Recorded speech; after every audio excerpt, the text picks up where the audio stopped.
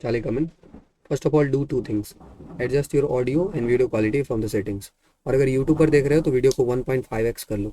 So hello and welcome aspirants to SSB एक दास्तान.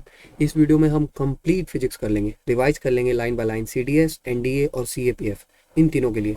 मैंने इनमें सारे PYQs ऐड कर दिए हैं. जो भी PYQs आ रहे हैं हम PYQs की मदद से टॉपिक्स पढ़ेंगे, और जो भी क्लास 8th 9th की NCERT है, 10th की NCERT है, उसको हम कवर कर लेंगे इस सिंगल वीडियो में. So without any further delay let us start with the first question. पहला क्वेश्चन क्या है अपने पास? पहला क्वेश्चन है, if the magnification produce by lens is +2 then the image is. अगर मैग्निफिकेशन +2 है तो इमेज क्या होगा? तो पहले पढ़ लेते हैं पहले मैग्निफिकेशन के बारे में पढ़ लेते हैं.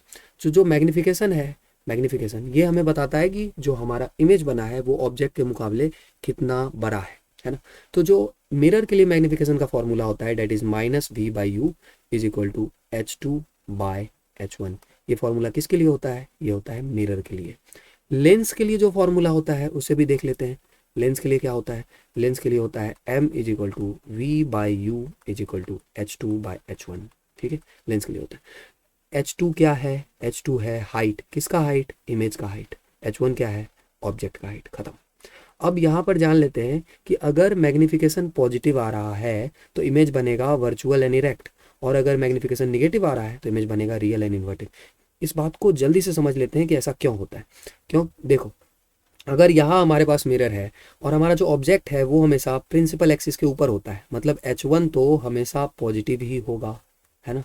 अब अगर हमारा इमेज इसके नीचे बनता है, मतलब h2 अगर निगेटिव आता है, h2 अगर निगेटिव आता है, तब m की जो वैल्यू आएगी, h2/h1 की जो वैल्यू आएगी, तब जाके निगेटिव होगी. यानी कि अगर m की वैल्यू निगेटिव आ रही है तो किसके कारण आई होगी? किसके कारण आई होगी? वो h2 के कारण आई होगी. इमेज ऊपर बना है कि नीचे बना है? यानी कि अगर निगेटिव आई तो यानी इमेज नीचे बना होगा, इमेज नीचे बना होगा यानी इन्वर्टेड होगा, इन्वर्टेड होगा तो रियल एंड इन्वर्टेड होगा. पॉजिटिव आई यानी इमेज ऊपर बना होगा, इमेज ऊपर बना होगा यानी इरेक्ट होगा, इरेक्ट होकर के साथ आता है वर्चुअल. खत्म. अब आ जाते हैं वापस क्वेश्चन पर. क्या था क्वेश्चन? हमारे पास था कि मैग्निफिकेशन अगर 2 है तो यहाँ पर हमारा इमेज कैसा बनेगा? क्या इमेज इन्वर्टेड बनेगा? नहीं, इन्वर्टेड कैसे बनेगा? मैग्निफिकेशन पॉजिटिव है, पॉजिटिव में इन्वर्टेड नहीं बनता, रियल नहीं बनता, इन्वर्टेड गलत हो गया. वर्चुअल इरेक्ट में अब अपने पास दो ऑप्शन है, स्मॉलर बनेगा कि लार्जर. यहाँ देखो मैग्निफिकेशन +2 है, +2 है यानी कि magnification is equal to h2/h1. तो यहाँ पर हम लिखेंगे 2, this is h2/h1. So h2 is equal to 2h1. So image जो है ऑब्जेक्ट से 2 गुना बड़ा है, तो स्मॉलर कैसे हो गया? स्मॉलर कैसे हो गया? Right option will be C. खत्म. हम याद रखेंगे, इससे रिलेटेड कोई भी सवाल आया हम इसी फंडे से कर लेंगे. अब हमारा फर्ज क्या बनता है कि अगर CDS में या NDA में ये सवाल पूछा जा रहा है तो हम लाइट से रिलेटेड और क्या सवाल पूछा जा सकता है उसको पढ़ लेते हैं. तो सबसे पहले उसी कड़ी में जो हम पढ़ेंगे that is about concave mirror और उसका इमेज फॉर्मेशन कैसे होता है. एक बार हम जल्दी से रिकॉल कर लेते हैं. कॉनकेव मिरर में टोटल 6 केसेज होते हैं अपने पास, 6 केसेज. सबसे पहला केस, अगर इन्फिनिटी पे हमारा ऑब्जेक्ट है, अगर हमारा ऑब्जेक्ट जो है कहाँ है? इन्फिनिटी पर है, तब वहाँ से पैरेलल रे आते हैं और इमेज कहाँ पे बनता है? फोकस.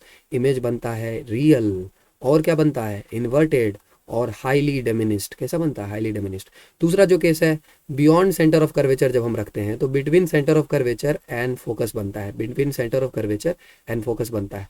और कैसा बनता है? रियल एंड इन्वर्टेड ही बनता है, रियल एंड इन्वर्टेड ही बनता है, और डिमिनिस्ड बनता है. अगर हम सेंटर ऑफ कर्वेचर पे ही रख दें तो इमेज भी वही बनता है. अगर हम रख दें between centre of curvature and focus तो बियॉन्ड सेंटर ऑफ कर्वेचर, और इस बार इमेज इनलार्ज्ड बनता है. ठीक है. और अगर हम रख दें एट फोकस तो इमेज बनता है इन्फिनिटी पर. और अगर हम रख दें, ये इंपॉर्टेंट केस है, अगर हम रख दें फोकस और पोल के बीच में तो इस बार इमेज बनता है मिरर के पीछे. और यही इमेज, एक ही केस है जो वर्चुअल एंड इरेक्ट इमेज हमें देता है. This is the case for virtual, let's say this is the case for virtual and erect image. Okay, done. So आइए इसको एक बार समराइज कर लेते हैं इस टेबल के मदद से जो कि NCERT से मैंने लिया है. क्या टेबल है कि देखो, इन्फिनिटी पे अगर रहेगा ऑब्जेक्ट तो फोकस पे बनेगा, बियॉन्ड C रहेगा तो बिटवीन F एंड C बनेगा, एट C रहेगा तो एट C ही बनेगा, between C and F beyond C बनेगा, एट F रहेगा तो एट इन्फिनिटी बनेगा, पोल एंड फोकस के तो बिहाइंड द मिरर बनेगा. सारा ही केसेस में, पांचों केसेस में रियल एंड इन्वर्टेड इमेज बनेगा. बस एक ही केस है वर्चुअल एंड इरेक्ट का, जब जो इमेज बनता है वर्चुअल एंड इरेक्ट बनता है जब बिटवीन पोल एंड फोकस रखते हैं, बिहाइंड द मिरर बनता है इनलार्ज इमेज. ठीक है. डिमिनिस्ड सेम साइज, और इनलार्ज और हाईली इनलार्ज इमेज कब बनेगा? जब इन्फिनिटी पे बन रहा है. अब हम चलते हैं आगे. इसी तरह से हम सीख लेते हैं कॉन्वेक्स मिरर को। तो एक बात हम यहाँ पर क्या याद रखेंगे कि जो अपना कॉनकेव मिरर होता है, जो अपना ये कॉनकेव मिरर होता है, कैसा मिरर होता है? कॉनकेव मिरर कन्वर्जिंग मिरर होता है। कैसा मिरर होता है? कन्वर्जिंग। क्यों? क्योंकि लाइट रे को करता है कन्वर्ज, फोकस करता है। देखो यहाँ से रे आ रहे हैं, लाइट रे क्या हो रहा है? कन्वर्ज हो रहा है। लेकिन जो कॉन्वेक्स मिरर होता है ये होता है डाइवर्जिंग मिरर। कॉन्वेक्स मिरर होता है डाइवर्जिंग मिरर, ठीक है, डाइवर्जिंग मिरर, क्योंकि लाइट रे को करता है डाइवर्ज। लाइट रे यहाँ से आया और यहाँ से हो गया डाइवर्ज, और लग रहा है कि फोकस से आता हो रहा है। तो यहाँ पे पोल है, ये अपना कॉन्वेक्स मिरर है। अगर हम in front of the mirror रखेंगे तो ये जो इमेज बनता है ये हाईली डिमिनिश बनता है और वर्चुअल एंड इरेक्ट बनता है, बिटवीन पोल एंड फोकस बनता है। तो बिटवीन इन्फिनिटी एंड पोल अगर ऑब्जेक्ट है तो behind the mirror between focus and pole बनता है वर्चुअल, स्मॉलर और इरेक्ट, इसमें दोनों में वर्चुअल और इरेक्ट बनता है, ठीक है। और यहाँ पर इन्फिनिटी पर अगर रखे ना तो पॉइंट साइज बनता है, पॉइंट साइज बनता है, वर्चुअल एंड इरेक्ट बनता है, ठीक है। एक बात और हम यहाँ पे ध्यान रखेंगे कि जो मिरर होता है अपना मिरर, उसमें अगर मिरर के पीछे बन रहा है, मिरर के बिहाइंड अगर इमेज बन रहा है तो वर्चुअल होगा। लेकिन लेंस में ठीक उल्टा होता है, लेंस में अगर लेंस के आगे बन रहा है तो वो वर्चुअल होता है, मिरर में अगर बिहाइंड कुछ भी बन रहा है तो वो वर्चुअल होता है, ठीक है, खत्म। अब चलते हैं आगे। इसी तरह से हम सीख लेते हैं लेंस को, लेंस को सीख लेते हैं। अब लेंस में अपने पास, लेंस के लिए एक बात याद रखो, जो हमारा क्रेडिट कॉनकेव मिरर को जाता है वही ठीक एकदम सेम केस किसके लिए जाता है? कॉन्वेक्स लेंस के लिए जाता है। हम यहाँ से याद रखेंगे कि CONVE से हम याद रखेंगे कि कॉन्वेक्स लेंस कैसा होता है? कन्वर्जिंग होता है कॉन्वेक्स लेंस, ठीक है, कन्वर्जिंग होता है, लाइट को करता है कन्वर्ज। तो एक लेंस में अगर हम यहाँ पे सीखें इस वाले केस में, तो एक लेंस में एक तो ऑप्टिकल सेंटर होता है और दो फोकस, एक फोकस यहाँ F1 है और एक फोकस इधर के साइड होता है F2 होता है, ठीक है। फिर यहाँ पर एक 2F1 ये सेंटर ऑफ कर्वेचर होता है, ये 2F2 सेंटर ऑफ कर्वेचर होता है इस साइड में, ठीक है। जो कॉन्वेक्स लेंस होता है उसका जो फोकल लेंथ होता है वो हम इस साइड देखते हैं, तो कॉन्वेक्स लेंस का जो फोकल लेंथ होता है वो होता है पॉजिटिव, ठीक है, कॉन्वेक्स लेंस का फोकल लेंथ होता है पॉजिटिव। वहीं कॉनकेव लेंस का जो फोकल लेंथ होता है, ठीक है, वो हो जाएगा निगेटिव। इसी तरह से कॉनकेव मिरर में जो होता है, मिरर में अगर अपने पास कॉनकेव मिरर है तो कॉनकेव मिरर का फोकल लेंथ जो भी हम इधर की तरफ लेंगे लाइट के अपोजिट डायरेक्शन में तो वो हो जाएगा निगेटिव, और कॉन्वेक्स मिरर में हम फोकल लेंथ इधर लेंगे तो वहाँ हो जाएगा पॉजिटिव। इस तरह से हम याद रखेंगे, ठीक है। अब इस केस में समझते हैं हम। सबसे पहले जो इन्फिनिटी पर अगर आ रहा है तो इमेज बनेगा फोकस पे, अगर बियॉन्ड सेंटर ऑफ कर्वेचर है तो सेम केसेज है। इनफैक्ट इसमें आप सारे केसेस में देख लो, जैसा कि मैं यहाँ पे टेबल में, इस टेबल में आप जाके जैसे पहले हमारे पास टेबल था मिरर के लिए उसमें आप समराइज कर सकते हो, ठीक है। तो इसमें भी वही केसेज हो जाएंगे, जितने भी पहले हमने केसेस देखे हैं वही हो जाएगा। इसमें बस एक केस आप यहाँ पे ध्यान से देखो, ये एक जो केस है जो सबसे बाकियों से अलग है। तो देखो इस वाले केस में यहाँ भी रियल एंड इन्वर्टेड इमेज बना है, रियल एंड इन्वर्टेड इमेज यहाँ भी बना है, ठीक है। इसमें भी रियल एंड इन्वर्टेड इमेज बना है, इसमें भी रियल एंड इन्वर्टेड बना है, इसमें भी रियल एंड इन्वर्टेड बना है, इसमें जो है दूसरा, इसमें भी रियल एंड इन्वर्टेड इमेज बना है ना। और लेकिन बस ये वाला केस है जिसमें हम फोकस और ऑप्टिकल सेंटर के बीच में रख रहे हैं, तो यहाँ जो है वर्चुअल एंड इरेक्ट इमेज बनता है। और मैंने बताया था आपको लेंस के लिए जो वर्चुअल एंड इरेक्ट बनता है, इरेक्ट इमेज मिरर लेंस के सामने बनता है, यानी इस साइड पे बनता है, ठीक है।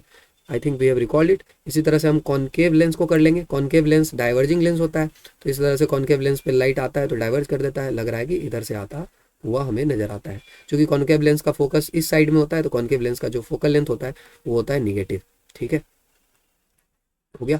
कॉनकेव लेंस का फोकल लेंथ निगेटिव होता है, तो यहाँ पे U negative, V negative, focal length भी होता है निगेटिव, ठीक है। बाकी चीज़ें हम देख लेंगे कि अगर इसमें इन्फिनिटी पर ऑब्जेक्ट है तो यहाँ पे किधर बनता है? फोकस में बनता है, वर्चुअल इरेक्ट बनता है, यानी कि इसी साइड में बनेगा।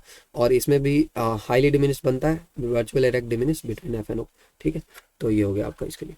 अब चलते हैं हम आगे, नेक्स्ट क्वेश्चन को करते हैं। Which of the following is used in a peep whole?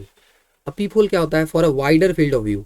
तो देखो दरवाजों में अगर आप अंदर खड़े हो किधर? अंदर। तो बाहर का अगर आपको व्यू देखना है कि बाहर किसी आदमी ने घंटी बजाई, कौन हो भाई साहब, है ना, कौन हो भाई साहब, कहीं कोई चोर वगैरह तो नहीं है, या फिर कोई ऐसा आदमी तो है नहीं है जिस पे मुझे शक है, या फिर बिना जान पहचान का तो कोई आदमी नहीं है। तो इसके लिए पीप होल दिया जाता है, जिससे हमें एक वाइडर फील्ड ऑफ व्यू दिख जाता है ना। हम दूर तक भी देख सकते हैं कि कोई आदमी अगर गया है ना, कोई टेररिस्ट है या फिर किसी चीज़ से हमें खतरा है, क्या वो चीज़ बाहर चला गया, तो एक वाइडर फील्ड ऑफ व्यू हमें मिलता है यहाँ इसके थ्रू, अगर आप इधर से देखते हो। तो इसमें कौन सा मिरर या लेंस यूज होता है? तो पहले पढ़ लेते हैं एक एक करके, और चाहे जहाँ से भी क्वेश्चन आ जाए हम करके आएंगे। सबसे पहले कॉनकेव मिरर यूज होता है सेविंग मिरर में, ठीक है। अब देखो कॉनकेव मिरर जो हमारा होता है जो कॉनकेव मिरर होता है, अभी हमने पढ़ा कि ये डाइवर्जिंग मिरर होता है। सॉरी, गलत गलत गलत, कॉनकेव मिरर क्या होता है? डाइवर्जिंग होता है क्या? नहीं, कॉनकेव मिरर होता है कन्वर्जिंग मिरर, है ना। और कॉनकेव मिरर होता है कन्वर्जिंग मिरर, और ये फॉर्म करता है अधिकतर केसेस में, अगर हम बहुत पास रख रहे हैं आईने को, तो ये फॉर्म करता है एक वर्चुअल इमेज फॉर्म करता है, और हाईली जो साइज में बड़ा हो इमेज फॉर्म करता है। इसलिए इसको सेविंग मिरर में हम यूज करते हैं, ठीक है, ताकि हमें जो हमारी हमारा जो फेस है वो लार्ज व्यू में दिखे। हेड मिरर में हम इसको यूज करते हैं, ऑफ्थेल्मोस्कोप में यूज करते हैं हम इसको, ठीक है, एस्ट्रोनॉमिकल टेलीस्कोप में हम इसको यूज करते हैं, हेडलाइट्स में हम इसको यूज करते हैं, और सोलर फर्नेस में, सोलर कुकिंग में हम इसको ही यूज करते हैं, जहाँ कहीं भी हमको पैरेलल रे को करना होता है फोकस, ठीक है, तो वहाँ हम यूज करते हैं कन्वर्जिंग मिरर, ठीक है। वो यूज एज कॉन्वेक्स मिरर को हम कहाँ यूज करते हैं? सन ग्लासेज में हम यूज करते हैं कॉन्वेक्स मिरर को, है ना।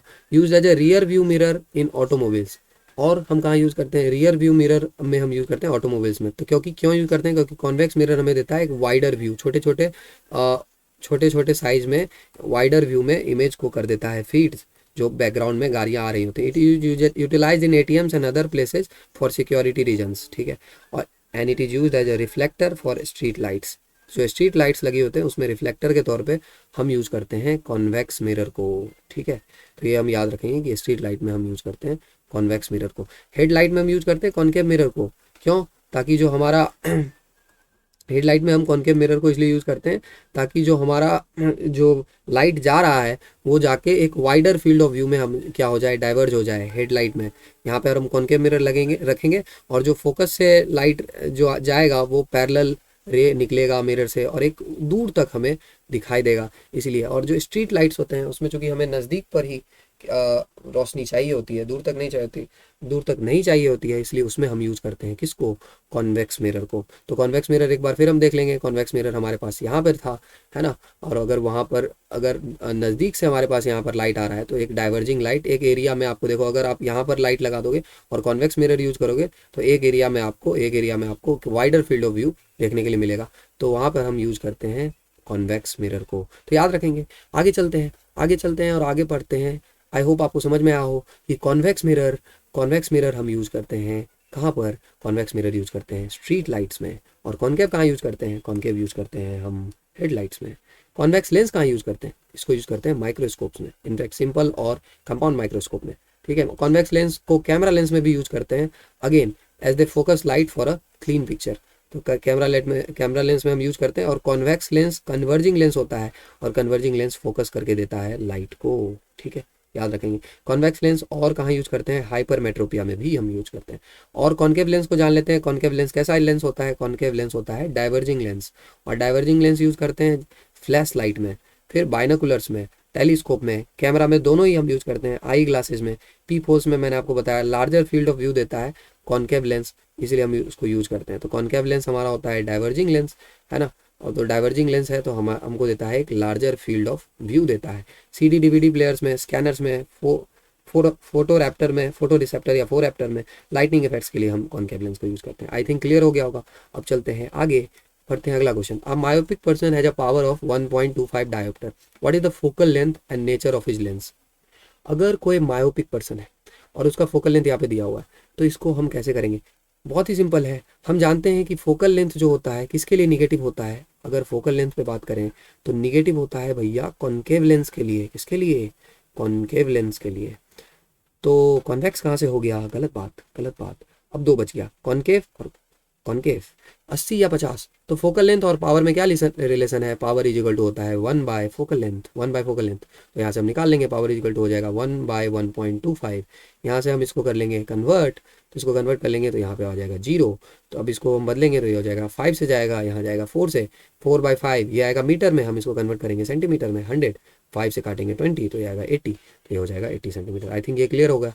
ये सवाल हो गया, लेकिन अब हमारा फर्ज बनता है कि अगर इसने आँख से रिलेटेड कुछ पूछा तो हम अब अगला चैप्टर पढ़ लें, human I and the colourful world पढ़ लेते हैं। किसके बारे में? आई के बारे में। ये है हमारा प्यारा आँख, ठीक है, ये हमारा आँख जिससे हमें मिलती है किसी भी चीज़ को देखने की काबिलियत, अबिलिटी टू सी ऑब्जेक्ट्स, ठीक है। So we should be thankful that we can see all this colours because of the eye. तो एक बार पढ़ लेते हैं इस आँख के बारे में जिसने हमें इतने सुंदर सुंदर नज़ारे देखने के काबिल बनाया। सबसे बाहर से शुरू करते हैं, कॉर्निया। सबसे पहला हिस्सा कॉर्निया होता है, आउटर मोस्ट हिस्सा होता है, यहाँ से लाइट करता है इंटर, यहाँ से लाइट करता है इंटर आई में। इसके बाद आता है पुपिल। पुपिल जो है, पुपिल कंट्रोल करता है, it controls the amount of light entering the eye. आप अगर अचानक से रोशनी वाले जगह में आ जाएंगे तो पुपिल का साइज हो जाता है छोटा, और अचानक से अगर आप अंधेरे कमरे में आते हैं तो आपको रोशनी से, अगर आप अचानक अंधेरे कमरे में आते हैं तो आपको कुछ नहीं दिखाई देता, क्यों? जब आप रोशनी में थे तो आपका पुपिल हो गया था छोटा, लेकिन जब अंधेरे में आएंगे तो पुपिल को होना होगा बड़ा, तो इसमें लगता है टाइम, इसलिए। एक्वा स्विमर, यहाँ पर एक फ्लूइड होता है, किसके बीच में? कॉर्निया और पुपिल के बीच में। यहाँ पर क्रिस्टलाइन लेंस, यहाँ पर आपका जो लेंस है क्रिस्टलाइन लेंस है। सिलियरी मसल्स, यहाँ पर 2 पेयर ऑफ मसल्स होते हैं जिससे इस लेंस का साइज घटाया बढ़ाया जा सकता है।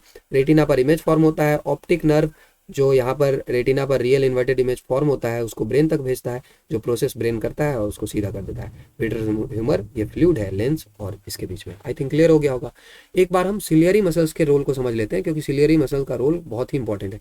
सिलियरी मसल क्या है? Ciliary muscle pair of muscle है। When the muscles are relax, जब मसल रिलैक्स होता है तब जो लेंस है वो क्या हो जाता है? थिन हो जाता है। फोकल लेंथ क्या हो जाता है? इंक्रीज करता है, और हम डिस्टेंट ऑब्जेक्ट को देख पाते हैं। इसके लिए, इसको ट्रिक से याद रखने के लिए हम सबसे पहले दूसरा वाले को पढ़ते हैं। देखो, जब हम क्लोज ऑब्जेक्ट को देखते हैं, इसको समझने के लिए यहाँ पर हम ध्यान से सीखेंगे। जैसे मान लो यहाँ पर हो गया, यहाँ पर हम बना लेते हैं अपना आँख का ये पोर्शन हो गया। और जब हम बहुत क्लोज ऑब्जेक्ट को देखते हैं तो क्लोज ऑब्जेक्ट को देखने के लिए हमें काफ़ी ज़्यादा लेंस में चाहिए पावर, क्योंकि जब हम दूर के ऑब्जेक्ट को देख रहे हैं तो उसमें रेजोल्यूशन की ज़रूरत हमें है नहीं, क्योंकि काफ़ी ब्लरी विजन है और उसमें चीज़ों को हम उतना सेपरेट करके देखते नहीं। लेकिन जब हम किताब पढ़ रहे होते हैं तो हमें चीज़ें अलग अलग देखनी होती हैं। तो एक क्लोज में हमें जो एक लेंस चाहिए वो चाहिए एक हाई पावर का लेंस, जो ऑब्जेक्ट को, जो लाइट रे यहाँ से आ रही हैं उसको प्रॉपरली बेंड करके कहाँ पे फोकस कर पाए? रेटिना पे कर पाए। तो अगर हमें हाई पावर चाहिए तो पावर का रिलेशन क्या होता है? 1/4 फोकल लेंथ। अगर पावर ज़्यादा होना है तो फोकल लेंथ को होना होगा कम। फोकल लेंथ को क्या होना पड़ेगा? फोकल लेंथ को होना पड़ेगा कम। और ये फोकल लेंथ कम कौन करता है? फोकल लेंथ कम करता है सिलियरी मसल। तो जब हम क्लोज ऑब्जेक्ट को देखते हैं, क्लोज, सी से क्लोज, सी से क्या? कॉन्ट्रैक्ट। तो क्लोज ऑब्जेक्ट को देखते हैं तो हमारा सिलियरी मसल हो जाता है कॉन्ट्रैक्ट, चिपक जाता है, कॉन्ट्रैक्ट हो जाता है। और जब सिलियरी मसल कॉन्ट्रैक्ट होता है तो लेंस हो जाता है थिक। यहाँ पर होता है सिलियरी मसल, नीचे भी होता है सिलियरी मसल, और ये होता है कॉन्ट्रैक्ट। और जब ये कॉन्ट्रैक्ट होता है तो हमारा लेंस हो जाता है थिक। लेंस थिक हो जाता है और इसका साइज जो होता है बढ़ जाता है, इसका साइज बढ़ जाता है, ठीक है। ये लेंस हो जाता है कॉन्ट्रैक्ट इस तरह से। अगर मान लो ये लेंस एक्सपेंड हो जाता तो रेडियस ऑफ कर्वेचर बढ़ता, ठीक है, तो फोकल लेंथ भी बढ़ता। लेकिन यहाँ पर अगर लेंस कॉन्ट्रैक्ट हो गया है ना, अगर सिलियरी मसल कॉन्ट्रैक्ट हो गया तो यहाँ पर जो लेंस का कर्वेचर है वो छोटा हो जाता है, ठीक है। आप ये देखो, ये थिन लेंस है, ये थिक लेंस है, तो कॉन्ट्रैक्ट होता है, लेंस हो जाता है थिक, फोकल लेंथ हो जाता है डिक्रीज। तो इसको ट्रिक से कैसे याद रखेंगे कि भैया क्लोज ऑब्जेक्ट को जब देखेंगे तो सिलियरी सी से क्लोज और सी से कॉन्ट्रैक्ट। तो क्लोज ऑब्जेक्ट के लिए सिलियरी मसल हो जाएगा कॉन्ट्रैक्ट। अगर सिलियरी मसल होगा कॉन्ट्रैक्ट तो लेंस बनेगा थिक, क्योंकि लेंस भी हो जाएगा कॉन्ट्रैक्ट तो लेंस हो जाएगा थिक। थिक होगा तो फोकल लेंथ क्या हो जाएगा? घट जाएगा। हाँ, क्यों घट जाएगा? क्योंकि देखो, आप ही सोचो, ये थिक हो गया, ये थिन हो गया। थिन में ये जो कर्वेचर आगे जाके अब ये बड़ा, ये आगे चल के टर्न लेगा, तो ये बड़ा टर्न लेगा तो इसका रेडियस भी ज़्यादा होगा, फोकल लेंथ भी ज़्यादा होगा। लेकिन जब थिक लेंस होगा तो उसमें फोकल लेंथ कम होगा। फोकल लेंथ कम हो गया तो पावर बढ़ गया, इसलिए हम नियर बाय ऑब्जेक्ट को देख पाते हैं। इसी तरह से सिलियरी मसल, जब दूर के ऑब्जेक्ट को देखना होता है तो उतना ज़्यादा हमें पावर को, उतना ज़्यादा कन्वर्जेंस की ज़रूरत होती नहीं है ना। दूर से जो ऑब्जेक्ट आ रहा है उसको हल्का हल्का बेंड करने का ही ज़रूरत होता है ताकि रेटिना पर इमेज बन जाए। तो सिलियरी मसल्स जब दूर के ऑब्जेक्ट को देखता है तो मसल्स को रिलैक्स होना है, क्योंकि उतना ज़्यादा फोकस तो करना ही नहीं है, इसलिए लेंस हो जाता है थिन, फोकल लेंथ होता है इंक्रीज करता है, हम डिस्टेंट ऑब्जेक्ट को देख पाते हैं। तो एक इंपॉर्टेंट बात हम जरूर याद रखेंगे कि जब दूर के ऑब्जेक्ट को देखना है तो रिलैक्स होकर देखेंगे, और जब पास के ऑब्जेक्ट को देखना है तो बहुत फोकस होकर देखेंगे, कॉन्टैक्ट करके देखेंगे, ठीक है, और पावर चाहिए होगा। अब नियर पॉइंट के बारे में जानते हैं। नियर पॉइंट होता है 25 सेंटीमीटर नॉर्मल आई के लिए, कि मतलब कितना नियर कितना आँख से हम नज़दीक रखेंगे तो हमें ऑब्जेक्ट क्लियरली दिखेगा। इसको least distance of distinct vision भी बोलते हैं। नॉर्मल आई के लिए फार पॉइंट इन्फिनिटी पर होता है। ये हमने समझ लिया। अब ये जब समझा तो इसको समझने के बाद हम समझ लेते हैं जल्दी से किसको? मायोपिया को। मायोपिया जो है आई डिफेक्ट है। अब मायोपिया में क्या होता है? देखो, मायोपिया और हाइपरमेट्रोपिया, कोई कंफ्यूजन नहीं होगा इसके बाद। मायोपिया देखो कम लेटर्स है इसमें, ये शॉर्ट वर्ड है, तो जो शॉर्ट वर्ड है उसमें नज़दीक का दिखेगा, तो मायोपिया में नज़दीक का दिखेगा, नियर साइट। और हाइपरमेट्रोपिया में क्या होगा, देखो हाइपरमेट्रोपिया में जो है इसमें ज़्यादा लेटर्स हैं तो इसमें दूर का दिखेगा, इसमें दूर का दिखेगा, इसको बोलते हैं फार साइट, है ना। तो मायोपिया में नज़दीक का दिखता है, दूर का नहीं दिखता। अब क्यों नहीं दिखता है दूर का, तो एक बार समझ लेते हैं। Far point of A myopic eye, तो जो मायोपिक आई होता है उसमें हमें दूर का नहीं दिखता है, पास पास का दिखता है। तो जैसे मान लेते हैं यहाँ पे कोई पॉइंट है, पास से लाइट आ रहा है, तो पास से लाइट आ रहा है तब तो प्रॉपर यहाँ पर इमेज बन रहा है। लेकिन जब दूर से लाइट आ रहा है, तो दूर से लाइट आ रहा है तो जो जो हमारा लेंस है वो इसको पहले ही कन्वर्ज कर दे रहा है। क्यों कर दे रहा है, क्योंकि मायोपिया में जो हमारा लेंस होता है, ये जो हमारा लेंस होता है, इसका पावर काफ़ी ज़्यादा बढ़ जाता है। पावर जो है, दूर के लाइट को हमें कम कन्वर्ज करना था, तुमने ज़्यादा कन्वर्ज कर दिया, इसलिए पहले ही कन्वर्ज हो गया। ठीक है, दूर के लाइट को हमें कम कन्वर्ज करना था, क्योंकि उतना कन्वर्ज करने की जरूरत नहीं है, पावर कम रखना था। लेकिन यहाँ था पावर हाई था, मतलब फोकल लेंथ था कम। फोकल लेंथ था क्या, पावर हाई था मतलब फोकल लेंथ था लेस, और फोकल लेंथ था लेस मतलब लेंस था थिक।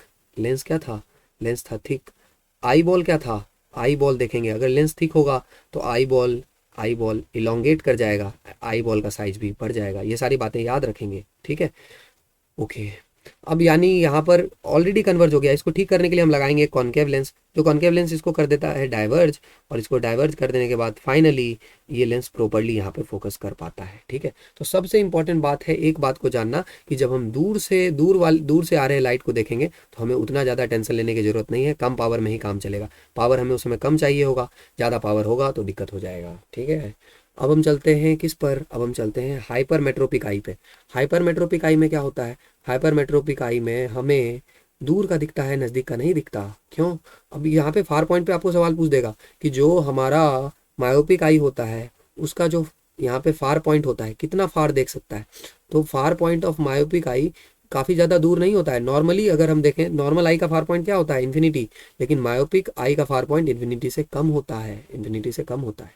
ठीक है, उसी तरह से अगर हम हाइपरमेट्रोपिया में बात करें तो हाइपरमेट्रोपिया में क्या होता है, दूर का दिखता है। तो अगर मान लो यहाँ पर हम देखें तो ये हमारा नियर पॉइंट है, तो अगर नियर पॉइंट की कितना नियर हम देख सकते हैं, तो दूर से अगर लाइट रे आ रहा है तो हम इमेज प्रॉपर्ली यहाँ पे बन रहा है। ठीक है, कन्वर्ज हो पा रहा है। लेकिन अगर इससे ज़्यादा पास अगर हम ऑब्जेक्ट को लेके आए, तब जो हमारा ये जो लाइट रे है, तो अब पास से इमेज आ रहा है, तो जो लेंस है, लेंस का पावर होना चाहिए हाई, क्योंकि मैंने आपको बताया था अगर पास से लाइट आ रही है तो लेंस का पावर होना चाहिए हाई, क्योंकि हमें फोकस करके पढ़ना है ना। तो उस समय यहाँ पर इसका पावर हाई होने के लिए इसका फोकल लेंथ क्या होना चाहिए, इसका फोकल लेंथ होना चाहिए कम, फोकल लेंथ होना चाहिए कम, लेस होना चाहिए। लेकिन हाइपरमेट्रोपिक आई में फोकल लेंथ ऐसा कम होता नहीं, है ना। इसीलिए ये जो इसका साइज है, इसका साइज काफ़ी ज़्यादा इलोंगेट कर जाता है। ठीक है, अगर आप यहाँ पे देखोगे तो इसमें फोकल लेंथ लेस होना चाहिए, लेकिन यहाँ पर फोकल लेंथ लेस होता नहीं है। ठीक है, तो हाइपरमेट्रोपिक आई में हम याद रखेंगे कि हाइपरमेट्रोपिक आई में क्या होता है, जो पास से लाइट रे आता है, तो पास से लाइट रे आता है तो कन्वर्ज नहीं हो पाता है। क्यों नहीं कन्वर्ज हो पाता है, इसलिए नहीं कन्वर्ज हो पाता है क्योंकि जो लेंस होता है उसमें उतना पावर होता नहीं है। पावर उतना क्यों नहीं होता है, पावर उतना क्यों नहीं होता है, क्योंकि उसका जो फोकल लेंथ होता है इंक्रीज कर जाता है। फोकल लेंथ जो होता है क्या कर जाता है, इंक्रीज कर जाता है। ठीक है, फोकल लेंथ इंक्रीज कर गया, फोकल लेंथ इंक्रीज कर गया क्यों, क्योंकि लेंस काफ़ी ज़्यादा थिन हो जाता है। थिन हो जाता है क्यों, क्योंकि सिलियरी मसल क्या करता है, रिलैक्स कर जाता है। ठीक है, ये सारी बातें याद रखेंगे। ठीक है, आई होप आपको समझ में आया है, वरना आप एक बार फिर से इसको रिप्ले करके देखो, है ना, क्योंकि ये वाला जो टॉपिक है अपना हाइपरमेट्रोपिक आई के लिए definitely you can expect one question. करते हैं आगे, इसको ठीक कैसे करेंगे, हम कॉन्वेक्स लेंस लगाएंगे, तो जो नियर पॉइंट से जो हमारा लाइट रे आ रहा है ना, वो ऐसे हमारा हो जाएगा यहाँ से रिफ्रैक्ट, और जब रिफ्रैक्ट होगा तो अब इसके बाद प्रॉपरली जो है यहाँ पर आके कन्वर्ज होगा। ठीक है, क्योंकि इसका पावर हो गया था कम, हमने एक और लेंस लगा दिया तो कॉम्बिनेशन का पावर बढ़ गया, अब प्रॉपरली जाके यहाँ पे कन्वर्ज हुआ। तो याद रखेंगे हाइपरमेट्रोपिक आई के लिए जो नियर पॉइंट होता है, हाइपरमेट्रोपिक आई के लिए, ऐसे तो near point normally near point जो होता है 25 सेंटीमीटर होता है, 25 सेंटीमीटर होता है। लेकिन हाइपरमेट्रोपिक आई के लिए नियर पॉइंट हो सकता है कि हमें 25 सेंटीमीटर तक की चीज़ें भी ना दिखें, पास की चीज़ें ना दिखें, है ना। उससे 25 सेंटीमीटर से पास की चीज़ें ना दिखें, और 25 से अगर हम नॉर्मल और भी पास आना चाहें तो उसकी चीज़ें हमें ना दिखें, तो हो सकता है 25 की चीज़ें भी ना दिखें। तो याद रखेंगे कि जो हाइपरमेट्रोपिक आई में होता है उसमें नियर पॉइंट 25 नहीं हो, ऐसा हो सकता है। नॉर्मल आदमी के लिए 25 होता है नियर पॉइंट, लेकिन हाइपरमेट्रोपिक आई के लिए अगर और 25 सेंटीमीटर पे भी हो सकता है कि चीज़ हमें ना दिखे।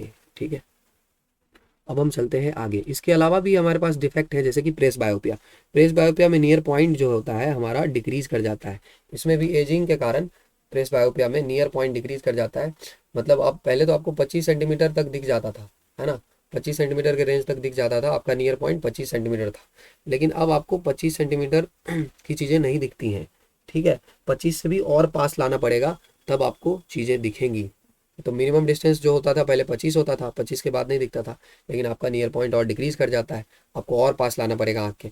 कभी कभी होता है कि किसी किसी में बहुत हाइपर मेट्रोपिया और मायोपिया होता है, उसको हम बायफोकल लेंस से ठीक करते हैं। और बायफोकल लेंस में याद रखेंगे क्या होता है, जो लोअर लेंस होता है वो कॉन्वेक्स लेंस होता है बायफोकल लेंस में। तो जो लोअर लेंस होता है वो कॉन्वेक्स होता है। एक बायफोकल लेंस बना लेते हैं, उसमें लोअर लेंस कॉन्वेक्स होता है, और जो अपर लेंस होता है वो कॉनकेव होता है। क्यों? क्योंकि कॉनकेव लेंस जो है हम यूज़ करते हैं मायोपिया में, तो ये हमें डिस्टेंट विजन के लिए अपर लेंस होता है। और लोअर लेंस जो होता है वो हम कॉन्केव लेंस लेंस है वो हम हाइपरमेट्रोपिया में यूज करते हैं, ताकि हम रीड कर पाएँ। आप यहाँ लॉजिक से सोचोगे तो कोई आदमी अगर देखेगा तो आंख नीचे करके ही तो देखेगा, तो लोअर लेंस में क्या होगा, कॉन्वेक्स लेंस होगा। इस पर आप सोचो, अपर कॉन्केव होता है, लोअर कॉन्वेक्स अपर कॉन्केव हम याद रखेंगे। एस्टिग्मेटिज्म क्या होता है, in this defect the eye can not see horizontal and vertical lines clearly simultaneously. तो एक ही समय पे आई जो वर्टिकल हॉरिजॉन्टल लाइन होता है और जो वर्टिकल लाइंस होता है, इनको एक ही समय पे नहीं देख पाता, वर्टिकल हॉरिजॉन्टल लाइन को नहीं देख पाता। It is due to imperfect spherical nature of the eye lens, और इसको हम ठीक करते हैं सिलिंड्रिकल लेंस से। ठीक है, अब चलते हैं आगे, अब पढ़ते हैं आगे। आगे क्या है, the twinkling of star is due to.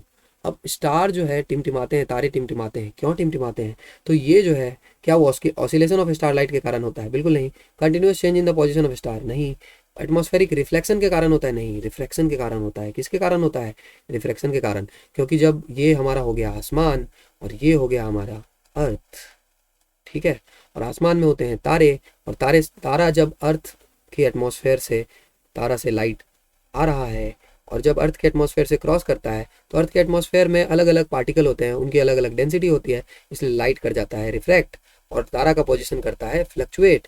अलग अलग जगह से हमें लाइट आते हुए दिखता है ना। तारा का अगर यहाँ है तो हमें अपेरेंट पोजीशन पे दिखेगा। इस दौरान जो होता है तारा का पोजीशन भी फ्लक्चुएट करता है, और जो अमाउंट ऑफ लाइट है, चेंजिंग रिफ्रैक्टिव इंडेक्स के कारण अमाउंट ऑफ लाइट भी जो हमें हमारे पास रीच करता है, फ्लक्चुएट करता है। इस कारण से तारा जो है हमें टिमटिमाता हुआ दिखता है। अब देखो यहाँ पर हम एक बात जान लेते हैं जो पूछा जा सकता है। जो स्मॉलर पार्टिकल होते हैं वो स्कैटर करते हैं लाइट ऑफ शॉर्टर वेवलेंथ, है ना।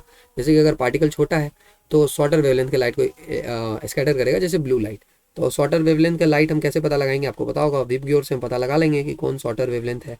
तो इसमें रेड सबसे ज़्यादा है और इधर वेवलेंथ सबसे कम है, तो ब्लू का वेवलेंथ सबसे कम होता है, तो उसको स्मॉलर पार्टिकल स्कैटर करता है। पार्टिकल्स ऑफ लार्जर वेवलेंथ, जो लार्जर साइज है पार्टिकल का, साइज का पार्टिकल है, वो लॉन्गर वेवलेंथ को स्कैटर करेगा, सच एज रेड लाइट। अगर साइज है तो पार्टिकल इज लार्ज इनफ, बहुत लार्ज है, तो सब सारे को ही स्कैटर कर देगा, और वाइट लाइट फाइनली हमें दिखेगा जब सारे हो जाएंगे स्कैटर। इसीलिए आसमान हमें ब्लू दिखता है ना, जब स्मॉलर पार्टिकल्स होते हैं तो हमें ब्लू लाइट देखने के लिए मिलता है। और पार्टिकल्स ऑफ लार्जर साइज, तो यानी कि आप देखो कि आसमान ब्लू क्यों दिख रहा है, क्योंकि जो पार्टिकल का साइज है एटमॉस्फेयर में, वो हमारा स्मॉलर साइज का पार्टिकल है, वो ब्लू लाइट को मेनली स्कैटर करता है। जो हमारा मॉर्निंग के समय या इवनिंग के समय सन हमें रेडिश क्यों दिखता है, क्योंकि उस समय जो होता है, जो पार्टिकल का साइज है वो ब्लू कलर के सारे लाइट को क्या कर देता है, जो हमारा यहाँ पर होराइजन है, यहाँ पर मान लेते हैं ये होराइजन है, ये हमारा अर्थ है, तो होराइजन का जो यहाँ पे लेयर है एटमॉस्फेयर का, ये थिक लेयर होता है। होराइजन से जब लाइट आता है सन के पास से, तो ये थिक लेयर होता है। और यहाँ के जो पार्टिकल हैं, ये इनका जो पार्टिकल का साइज होता है, ये ब्लू कलर के लाइट को, स्मॉलर पार्टिकल होते हैं, ब्लू कलर के लाइट को कर देते हैं स्कैटर। तो बच कौन सा लाइट जाता है, रेड कलर का लाइट जो हमें दिखता है। ठीक है, अब हम आगे चलते हैं, तो समराइज कर लेते हैं। ट्विंकलिंग ऑफ स्टार्स होता है एटमॉस्फेरिक रिफ्लेक्शन के कारण। एडवांस सनराइज, डिलेड सनसेट, वो भी होता है एटमॉस्फेरिक रिफ्लेक्शन के कारण। आई थिंक 2-2 मिनट का फर्क आता है। टिंडल इफेक्ट जो होता है, स्कैटरिंग होता है बाय कोलाइडल पार्टिकल्स, है ना। और टिंडल इफेक्ट के कारण ही जो स्कैटरिंग ऑफ कोलाइडल पार्टिकल्स है, स्कैटरिंग ऑफ लाइट है, वो ब्लू स्काई हमें देखने के मिलता है due to scattering of light. हम याद रखेंगे, रिफ्रैक्शन अलग है, स्कैटरिंग ऑफ लाइट अलग है, याद रखेंगे। तो टिंडल इफेक्ट के कारण ही स्काई ब्लू कलर का दिखता है, blue colour scattered by fine particles. Sun, red sun horizon पे जो सन हमें मॉर्निंग में और इवनिंग में दिखता है, वो थिक एयर होता है, वहाँ पे ऑल ब्लू कलर का लाइट स्कैटर हो जाता है, रेड बचता है, इसलिए हमें रेड सन दिखता है। लेकिन आफ्टरनून के समय में हमें उजला आसमान क्यों दिखता है, वहाँ पे होता है थिन एयर, इसलिए वहाँ पे बहुत कम ब्लू स्कैटर हो पाता है। उसमें पार्टिकल का साइज इतना ज़्यादा होता नहीं कि ब्लू स्कैटर हो पाए, इसलिए लगभग सारे ही लाइट पार्टिकल स्कैटर नहीं हो पाते हैं, इसलिए हमें व्हाइट स्काई दिखता है। ठीक है, हम याद रखेंगे। अब चलते हैं अब आगे। सो यहाँ पर हम लाइट का जितना भी टॉपिक था इसे हमने कर लिया कवर। अब हम चलते हैं आगे। आगे का जो क्वेश्चन है अपना क्या है, at the time of short circuit the current in the circuit. Current का क्या होता है सर्किट में, क्या वो घट जाता है या चेंज नहीं करता, क्या इंक्रीज कर जाता है या कीप्स ऑन फ्लक्चुएटिंग। तो पहले हम पढ़ लेते हैं, किसको, शॉर्ट सर्किट को। तो देखो शॉर्ट सर्किट क्या होता है, जैसे मान लो यहाँ पर मेरे पास कोई भी सर्किट है, तो नॉर्मली क्या होता है सर्किट में एक पूरा नेटवर्क होता है जिसके थ्रू करंट को फ्लो करना है, कि ऐसे करंट को जाना है, फिर यहाँ से इसमें जाना है, फिर पूरा होके ऐसे करके फिर ऐसे करके जाना है। ठीक है, ये पूरा लंबा पाथ होता है। तो रेसिस्टेंस जो को किसके प्रोपोर्शनल होता है, लेंथ के डायरेक्टली प्रोपोर्शनल होता है। यानी कि लेंथ अगर ज़्यादा है तो रेसिस्टेंस जो है वो भी ज़्यादा होगा। लेकिन अगर मान लो लेंथ जीरो हो जाए, तो लेंथ अगर जीरो हो जाए तो रेसिस्टेंस भी क्या हो जाएगा, जीरो हो जाएगा। रेसिस्टेंस काफ़ी क्या हो जाएगा, कम हो जाएगा। तो देखो यहाँ पर, यानी कि अगर शॉर्ट सर्किट में क्या होता है कि हम यहाँ से करंट को लेना, तो सबसे लंबा पाथ चाहिए था, है ना, कि यहाँ से करंट को पहले फ्लो करना है, फिर अब पूरा नेटवर्क फ्लो करके अंदर जाना है। लेकिन अगर करंट यहीं से एक शॉर्ट पाथ ले ले, प्लस माइनस में, है ना, यहीं से एक शॉर्ट पाथ ले ले, है ना, तो इसको बोलेंगे कि शॉर्ट सर्किट हो गया, सर्किट हो गया शॉर्ट। और अगर सर्किट शॉर्ट हो गया तो रेसिस्टेंस हो जाएगा जीरो, क्योंकि लेंथ हो गया शॉर्ट, और रेसिस्टेंस जीरो मतलब वी बराबर क्या होता है, आई आर। तो आई बराबर क्या होगा, वी बाय आर। आर अगर जीरो तो तुम्हारा करंट जो हो जाएगा, करंट कितना हो जाएगा, इनफाइनाइट हो जाएगा, यानी कि huge quantity of current flow करेगा। और यानी कि इसका मतलब करंट हेवली इंक्रीज करेगा और सर्किट जल जाएगा। तो यानी कि इसका आंसर क्या हो जाएगा, ना हलवा हो गया अपने लिए। घटता है क्या, गलत, चेंज नहीं करता, गलत, गलत, इंक्रीजेज है, खत्म। अब चलते हैं आगे। जो नेक्स्ट क्वेश्चन आया था सीडीएस में और एनडीए में, एनडीए में हो या सीडीएस में हो, ये जो हम कर रहे हैं साथ में ये वीडियो, इसमें एनडीए हो चाहे सीडीएस हो, अगर आप पूरा इसको कर रहे हैं, we have covered complete NCERT, you will be able to solve all the questions that are asked in NDA and CDS. अब करते हैं आगे। तो एक बार ये डिवाइस वाले जो क्वेश्चन है ये पूछे जाते हैं, which one of the following statement is not correct. क्या इलेक्ट्रिक मोटर कन्वर्ट करता है इलेक्ट्रिकल एनर्जी को मैकेनिकल एनर्जी में, देखेंगे। क्या इलेक्ट्रिक जनरेटर इस प्रिंसिपल पे काम करता है। क्या magnetic field at the centre of a long circular coil current parallel straight line होता है। या a wire with a green insulation is usually the live wire of an electric supply. ये सारी बातें हम पहले पढ़ लेते हैं और यहाँ पर पढ़ते हैं। देखो क्या है, मैंने यहाँ पर एक लिस्ट आपके साथ शेयर कर दी है, यहाँ से सीख लो। डायनेमो क्या होता है, डायनेमो कन्वर्ट करता है मैकेनिकल एनर्जी को किस में, इलेक्ट्रिकल एनर्जी में। बेसिकली जनरेटर होता है, जनरेटर आपको इसमें आपको पता है जनरेटर में मूविंग पार्ट्स होते हैं, तो मैकेनिकल एनर्जी को कन्वर्ट करता है इलेक्ट्रिकल एनर्जी में। कैंडल क्या है, केमिकल एनर्जी को कन्वर्ट करता है लाइट और हीट में, उसमें केमिकल रिएक्शन होता है फिर लाइट और हीट। माइक्रोफोन जो है उसमें हम बोलते हैं तो साउंड एनर्जी को कन्वर्ट करता है इलेक्ट्रिकल एनर्जी में। लाउड स्पीकर जो है उसमें इलेक्ट्रिकल एनर्जी होता है, उसको साउंड एनर्जी में बदलता है। सोलर सेल जो है, सोलर एनर्जी को बदलता है किसमें, इलेक्ट्रिकल एनर्जी में। ट्यूब लाइट जो है इलेक्ट्रिकल एनर्जी को बनता है लाइट एनर्जी में। बल्ब जो है इलेक्ट्रिकल एनर्जी को लाइट और हीट एनर्जी में बदलता है। ट्यूब लाइट याद करेंगे, वो इलेक्ट्रिकल एनर्जी को लाइट एनर्जी में बदलता है, और बल्ब जो है उसमें थोड़ा बहुत हीट भी पैदा होता है इसलिए। बैटरी जो है केमिकल एनर्जी को इलेक्ट्रिकल एनर्जी में कन्वर्ट करता है। और कुछ है क्या, इलेक्ट्रिक मोटर को भी देख लेते हैं। इलेक्ट्रिक मोटर में क्या है, इलेक्ट्रिक मोटर आपको पता है मोटर जो है बिजली लेता है और रोटेट करता है, तो इलेक्ट्रिकल एनर्जी को मैकेनिकल एनर्जी में कन्वर्ट करता है। सितार जो है उसमें हम मैकेनिकली, उसमें हाथ से हम प्लग करते हैं तो मैकेनिकल एनर्जी है, और उसको कन्वर्ट करता है साउंड एनर्जी में। काफ़ी आसान है, जहाँ कभी मोशन हो रहा है वो मैकेनिकल एनर्जी है। ठीक है, फोटो सेल लाइट एनर्जी को लेता है और इलेक्ट्रिकल एनर्जी में कन्वर्ट करता है। एक ये रिलेशन भी यहाँ आ गया, इसको भी हम याद रखेंगे कि काइनेटिक एनर्जी का फॉर्मूला क्या होता है, P²/2m। आगे हम इसको देखेंगे। ठीक है, हम आ जाते हैं पीछे। सबसे पहले अब इस पे, तो यहाँ पर क्या था, सबसे पहला, क्या इलेक्ट्रिक मोटर कन्वर्ट करता है इलेक्ट्रिकल एनर्जी को मैकेनिकल एनर्जी में। बिल्कुल, इलेक्ट्रिक मोटर में हम क्या करते हैं, इलेक्ट्रिक मोटर में हम बिजली देते हैं और उसके बाद मोटर करता है रोटेट, और रोटेट करके वर्क करता है ना, और उससे फिर पाइप्स में सक्शन क्रिएट होता है और पानी सक करता है। ठीक है, बिल्कुल सही है। An electric generator works on the, बिल्कुल ठीक है, इलेक्ट्रोमैग्नेटिक इंडक्शन में ही काम करता है। क्यों, इलेक्ट्रोमैग्नेटिक इंडक्शन में क्या होता है, अपने पास एक होता है एक कॉइल, और इधर लगा होता है मैग्नेट, और इधर भी लगा होता है अपने पास एक मैग्नेट, और कॉइल करता है रोटेट, और कॉइल जब रोटेट करता है तो उससे जो मैग्नेटिक फील्ड लाइंस हैं वो करती हैं चेंज, और ये इलेक्ट्रोमैग्नेटिक इंडक्शन के थ्रू यहाँ पर, और यहाँ पे हम लगाते हैं फ्लेमिंग्स का राइट हैंड रूल, इसको भी याद करेंगे। एसी करंट अगर हम पढ़ रहे हैं तो एसी करंट में हम कौन सा रिंग यूज करते हैं, एसी करंट को प्रोड्यूस करने के लिए हम यूज करते हैं स्लिप रिंग। कौन सा रिंग यूज करते हैं, स्लिप रिंग। और डीसी में हम स्प्लिट रिंग यूज करते हैं। ये सारी बातें हम याद रखेंगे, कार्बन ब्रश वगैरह वगैरह। ठीक है, भारत में एसी करंट की फ्रीक्वेंसी कितनी है, 50 हर्ट्ज है। अमेरिका में कितनी है, 60 हर्ट्ज। ठीक है, ये दूसरा भी सही हो गया। Magnetic field at the centre of a long circular current carrying coil, तो इसको भी हम जान लेते हैं। जो सर्कुलर करंट कैरिंग कॉइल होता है उसका रेडियस आर होता है, है ना। और अगर हम उससे x दूरी पर फील्ड निकालते हैं या फिर सेंटर पे निकालते हैं, तो मैं आपको एक फार्मूला बता दे रहा हूँ, हालांकि ये फार्मूला 12th में यूज होता है। अगर आप CDS के लिए अपेयर हो रहे हो, आप डेफिनेटली ये फार्मूला अपने 12th क्लास में फिजिक्स में पढ़ा होगा, V0/4 पाई 2 पाई I/R। ठीक है, ये फार्मूला होता है। ठीक है, फॉर्मूला में जाने की जरूरत नहीं, लेकिन इससे ये पता लगता है कि मैग्नीफिल बढ़ जाता है जब करंट बढ़ जाता है। ठीक है, ऐसे भी हम समझ में आ रहा है कि करंट बढ़ गया तो मैग्नीफिल बढ़ जाएगा, और अगर डिस्टेंस बढ़ गया तो मैग्नीफिल घट जाएगा। तो इसमें पूछ रहा है कि जो जो हमारा वायर है इसमें से करंट जा रहा है, तो सेंटर पे जो मैग्नीफिल है उसका शेप कैसा होगा। तो आप इसको यहाँ पे क्या कर लो, अपने हाथ से इस वायर को, अपने हाथ के जो फिंगर्स हैं, अपने हाथ के जो फिंगर्स हैं उसको कर लो आप कर्ल, उसको कर लो आप कर्ल। किसके डायरेक्शन में, करंट के डायरेक्शन में। तो जो अंगूठा है वो किधर पॉइंट करेगा, मैग्नेटिक फील्ड के डायरेक्शन में। तो आप कर्ल करोगे तो मैग्नेटिक फील्ड लाइन जो है इस तरह से सेंटर से पास करेगी, यानी कि पैरेलल ही पास करेगी। तीसरा भी ऑप्शन सही है। लास्ट को पढ़ लेते हैं। क्या ग्रीन इंसुलेशन का वायर लाइव वायर होता है? गलत बात। घर में 3 तरह के वायर होते हैं, लाइव वायर, फिर होता है हमारा न्यूट्रल वायर, और जो लास्ट हमारा वायर होता है, एक तो होता है हमारा न्यूट्रल वायर, न्यूट्रल वायर, और जो लास्ट वायर होता है वो होता है हमारा अर्थ वायर। ठीक है, ये होता है हमारा अर्थ वायर। तो जो लाइव वायर होता है वो होता है हमारा रेड कलर का। लाइव वायर किस कलर का होता है, ये होता है हमारे रेड कलर का। जो न्यूट्रल वायर होता है वो होता है हमारे ब्लैक कलर का, ब्लैक कलर का। और जो हमारा अर्थ वायर होता है ये होता है हमारा ग्रीन कलर का।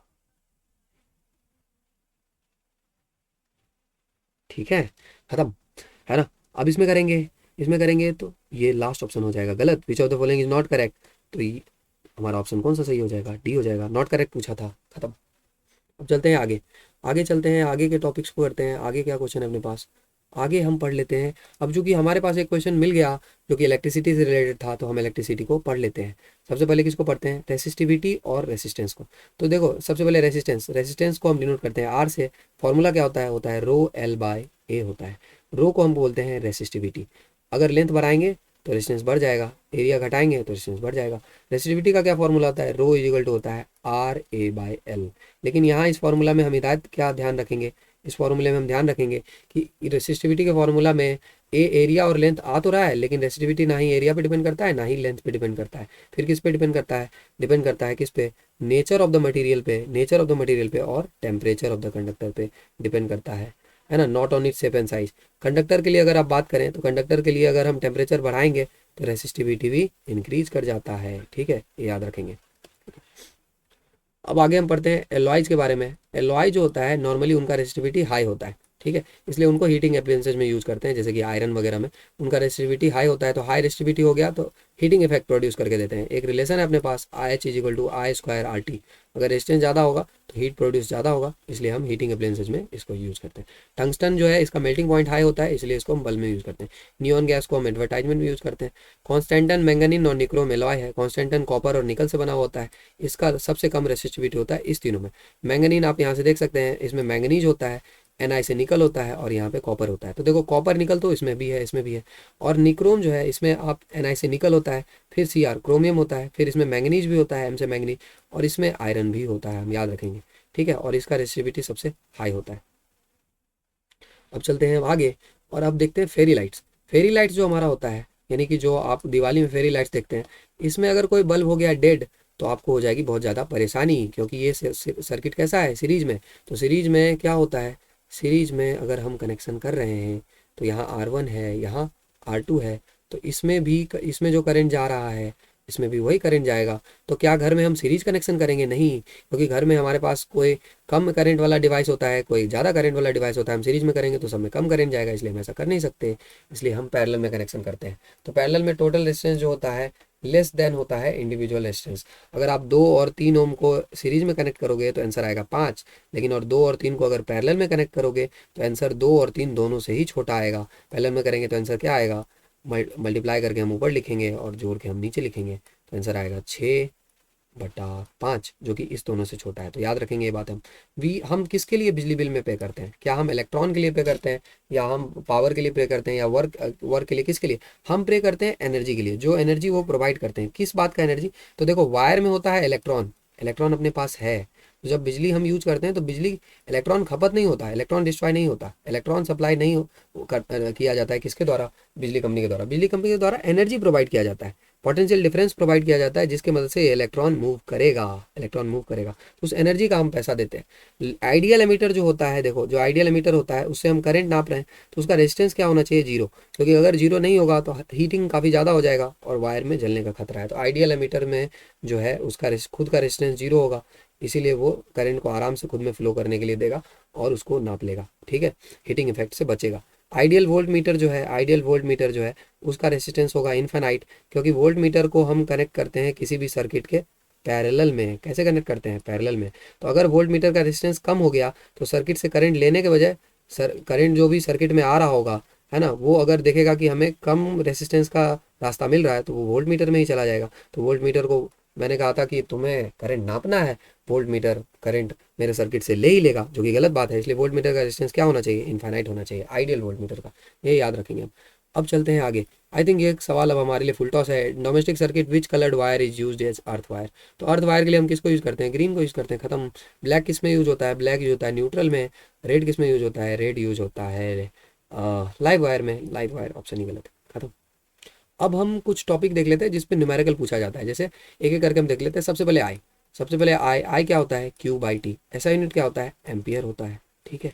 उसके बाद हम देख लेते हैं पावर, पावर का फॉर्मूला क्या होता है, वी इंटू आई होता है, ठीक है। उसके बाद हम देख लेते हैं पावर का और फॉर्मूला क्या होगा, पावर का फॉर्मूला होगा वर्क बाय टाइम, है ना। यहीं से हमें याद आएगा डब्लू, डब्लू का फॉर्मूला क्या होता है, क्यू इंटू वी, है ना। तो यहीं से हम देखेंगे वी हमारे पास निकल जाएगा, वी हमारे पास क्या निकल जाएगा, डब्लू बाय क्यू, ठीक है ना। तो हम यहाँ से देख सकते हैं कि पावर हमारे पास वी आई कैसे आया। तो देखो यहाँ पे power is equal to work by time है, तो वर्क के जगह हम अगर क्यू वी लिख देंगे, बाई टाइम लिखेंगे, तो क्यू बाई टी हमारा क्या आएगा, क्यू बाई टी हमारा आई आएगा, तो पावर बराबर वी आई, है ना। तो क्यू के जगह और हम क्या लिख सकते हैं, तो वर्क बराबर कितना हो जाएगा, वी, क्यू के जगह हम लिख सकते हैं आई टी, तो वी आई टी हो जाएगा। ये सारे इंपॉर्टेंट फॉर्मूले हैं जो हम याद रखेंगे, इसमें से किसी पे भी सवाल आ सकता है। पावर इजिकल टू वी आई, यहाँ पे भी हम चेंज कर सकते हैं, वी को हम आई आर लिख देंगे तो V power is equal to I square R हो जाएगा, है ना। आई को वी बार आर लिख देंगे तो power is equal to V square by R हो जाएगा। तो ये सारा जो इंपॉर्टेंट फॉर्मूला है मैं यहाँ पर एक एक करके लिख दे रहा हूँ, इसको आप नोट्स में बना लो, इस पर सवाल आ सकता है, एकदम हलवा सवाल आएगा, आपको सिर्फ वैल्यू पुट करना होगा, आंसर आ जाएगा। पावर का ऐसा यूनिट क्या होता है, पावर का ऐसा यूनिट होता है वाट, ठीक है। ऑल्टरनेट यूनिट भी हम यूज़ करते हैं, जैसे एक हॉर्स पावर, एक हॉर्स पावर में कितना वाट होता है, 746 वाट होता है, ठीक है, खत्म। और कुछ बचा क्या, हीट का फॉर्मूला, हीट का फॉर्मूला क्या होता है, हीट का फॉर्मूला होता है आई स्क्वायर आर टी, ठीक है। आई थिंक इतना ही है, और कुछ बचा तो आप कमेंट बॉक्स में बता सकते हो। अब चलते हैं अगला जो है अपने पास, अगला है अपने पास क्या क्वेश्चन है, मैग्नेटिज्म का कुछ टॉपिक है, हमने अभी देखा पीछे, अब हम आ जाते हैं पीछे। हमारे पास था यहाँ पर एक सवाल जो हमने किया था अभी सॉल्व, तो let us take that question. कहाँ गया सवाल, सवाल सवाल सवाल, आई थिंक ये रहा, ठीक है। ये सवाल हमने किया था सॉल्व, और इसमें हमारे पास यहाँ पर मैग्नेटिक फील्ड का चर्चा आया था। तो अगर मैग्नेटिक फील्ड का चर्चा आया तो अब हमारा क्या फ़र्ज बनता है कि हम एक बार पढ़ लें, किसको पढ़ लें, मैग्नेटिज्म को। तो आइए पढ़ लेते हैं किसको, मैग्नेटिज्म को, और फिर कोई भी सवाल पूछ लो तुम, सब हमारे लिए हो जाएगा क्या, फुल टॉस। तो पढ़ लेते हैं अब मैग्नेटिज्म को, late us start magnetism. Magnetism में क्या है, मैग्नेटिज्म में एसी करंट जो है इंडिया में, एसी करंट है, सॉरी एसी करंट में हम क्या यूज़ करते हैं, स्लिप रिंग। स्लिप रिंग क्या करता है, जो रोटेटिंग पार्ट्स है वो रोटेट करता रहता है, तो उससे रोटेटिंग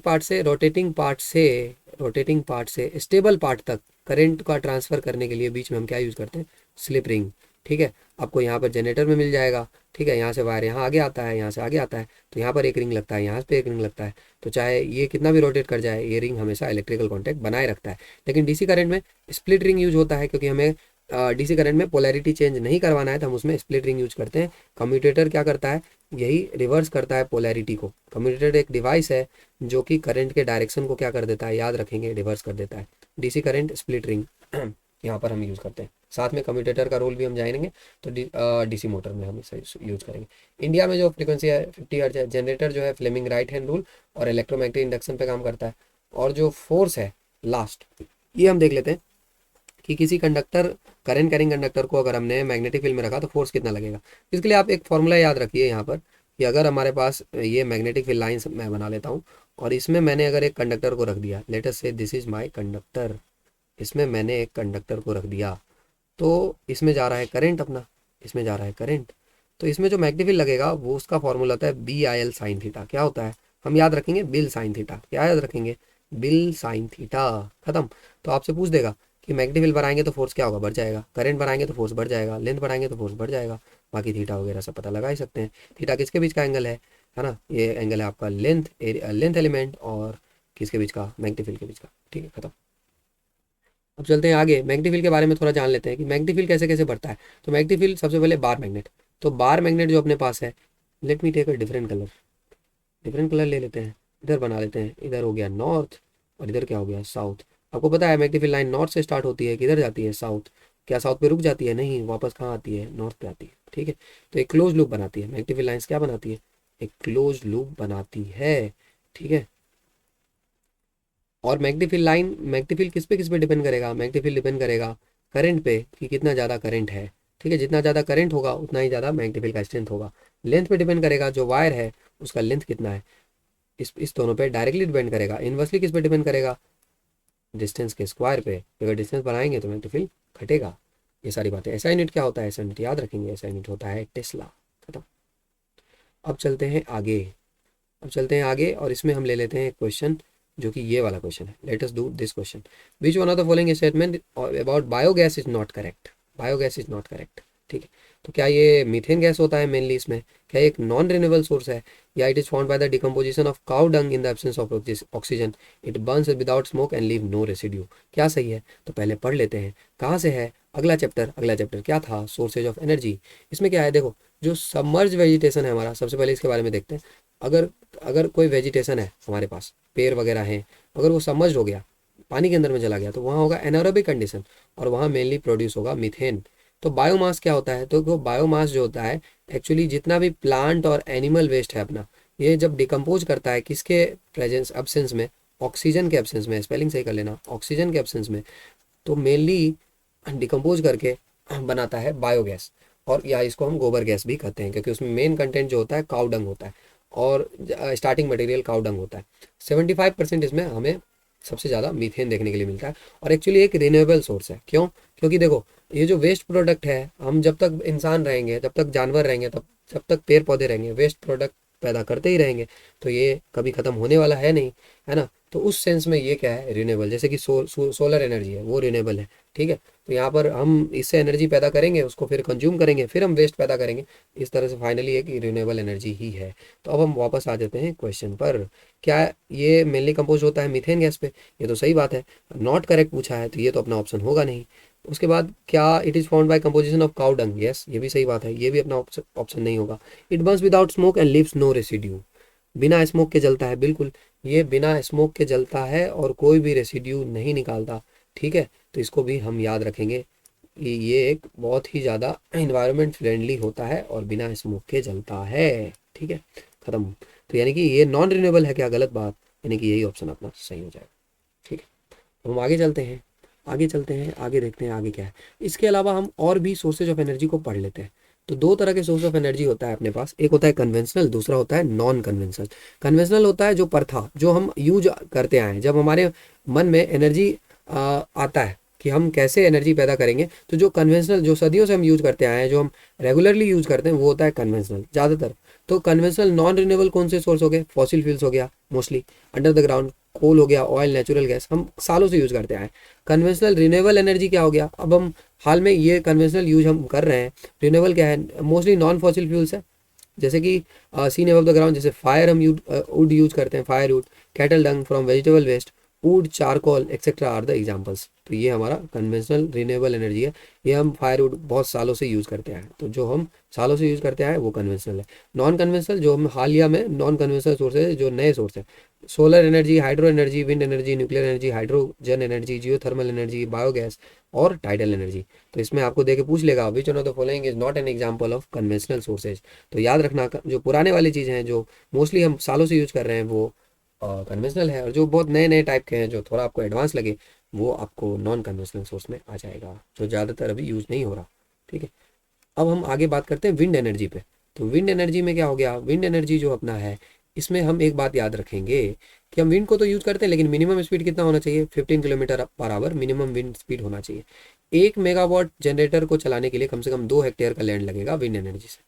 तो इसमें काफ़ी ज़्यादा अभी तो बॉटलनेक्स है। सोलर कुकर में हम, मैंने आपको पहले ही बताया था, कॉनकेव मिरर यूज़ करते हैं और ब्लैक कोटिंग यूज़ करते हैं हीट को इंक्रीज करने के लिए।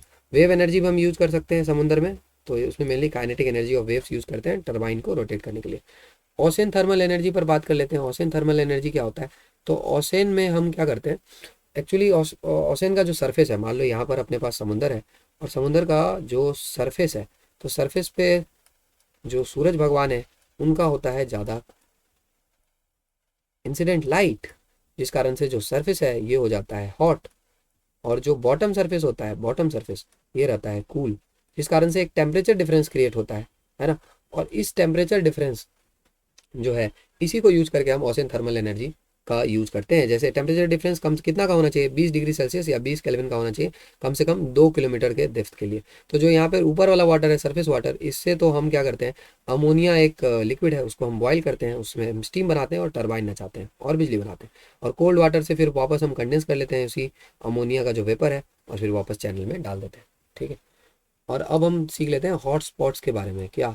तो देखो, हमारा जो अर्थ है, अर्थ अर्थ का जो ऊपर वाला लेयर है वो तो क्रस्ट है, लेकिन अर्थ के अंदर में जो लेयर है, अंदर में जो लेयर है उसमें कभी कहीं बीच में होता है गैप, और गैप में जो मोल्टेन रॉक्स हैं, ठीक है, जो मोल्टेन रॉक्स हैं उनको बोलते हैं हॉटस्पॉट, क्योंकि वो मोल्टेन रॉक्स काफ़ी गर्म होते हैं, उनके साथ जब वाटर टकराता है, वाटर उनके पास पहुंच जाता है तो स्टीम में कन्वर्ट हो जाता है, और कभी कभी ऊपर आ जाता है, ऊपर आ जाता है तो स्टीम मिलता है, उस स्टीम से हम टरबाइन नचाते हैं और इसको बोलते हैं हॉट स्प्रिंग। न्यूक्लियर एनर्जी के बारे में जान लेते हैं। दो तरह का होता है, न्यूक्लियर फ्यूजन और फ्यूजन।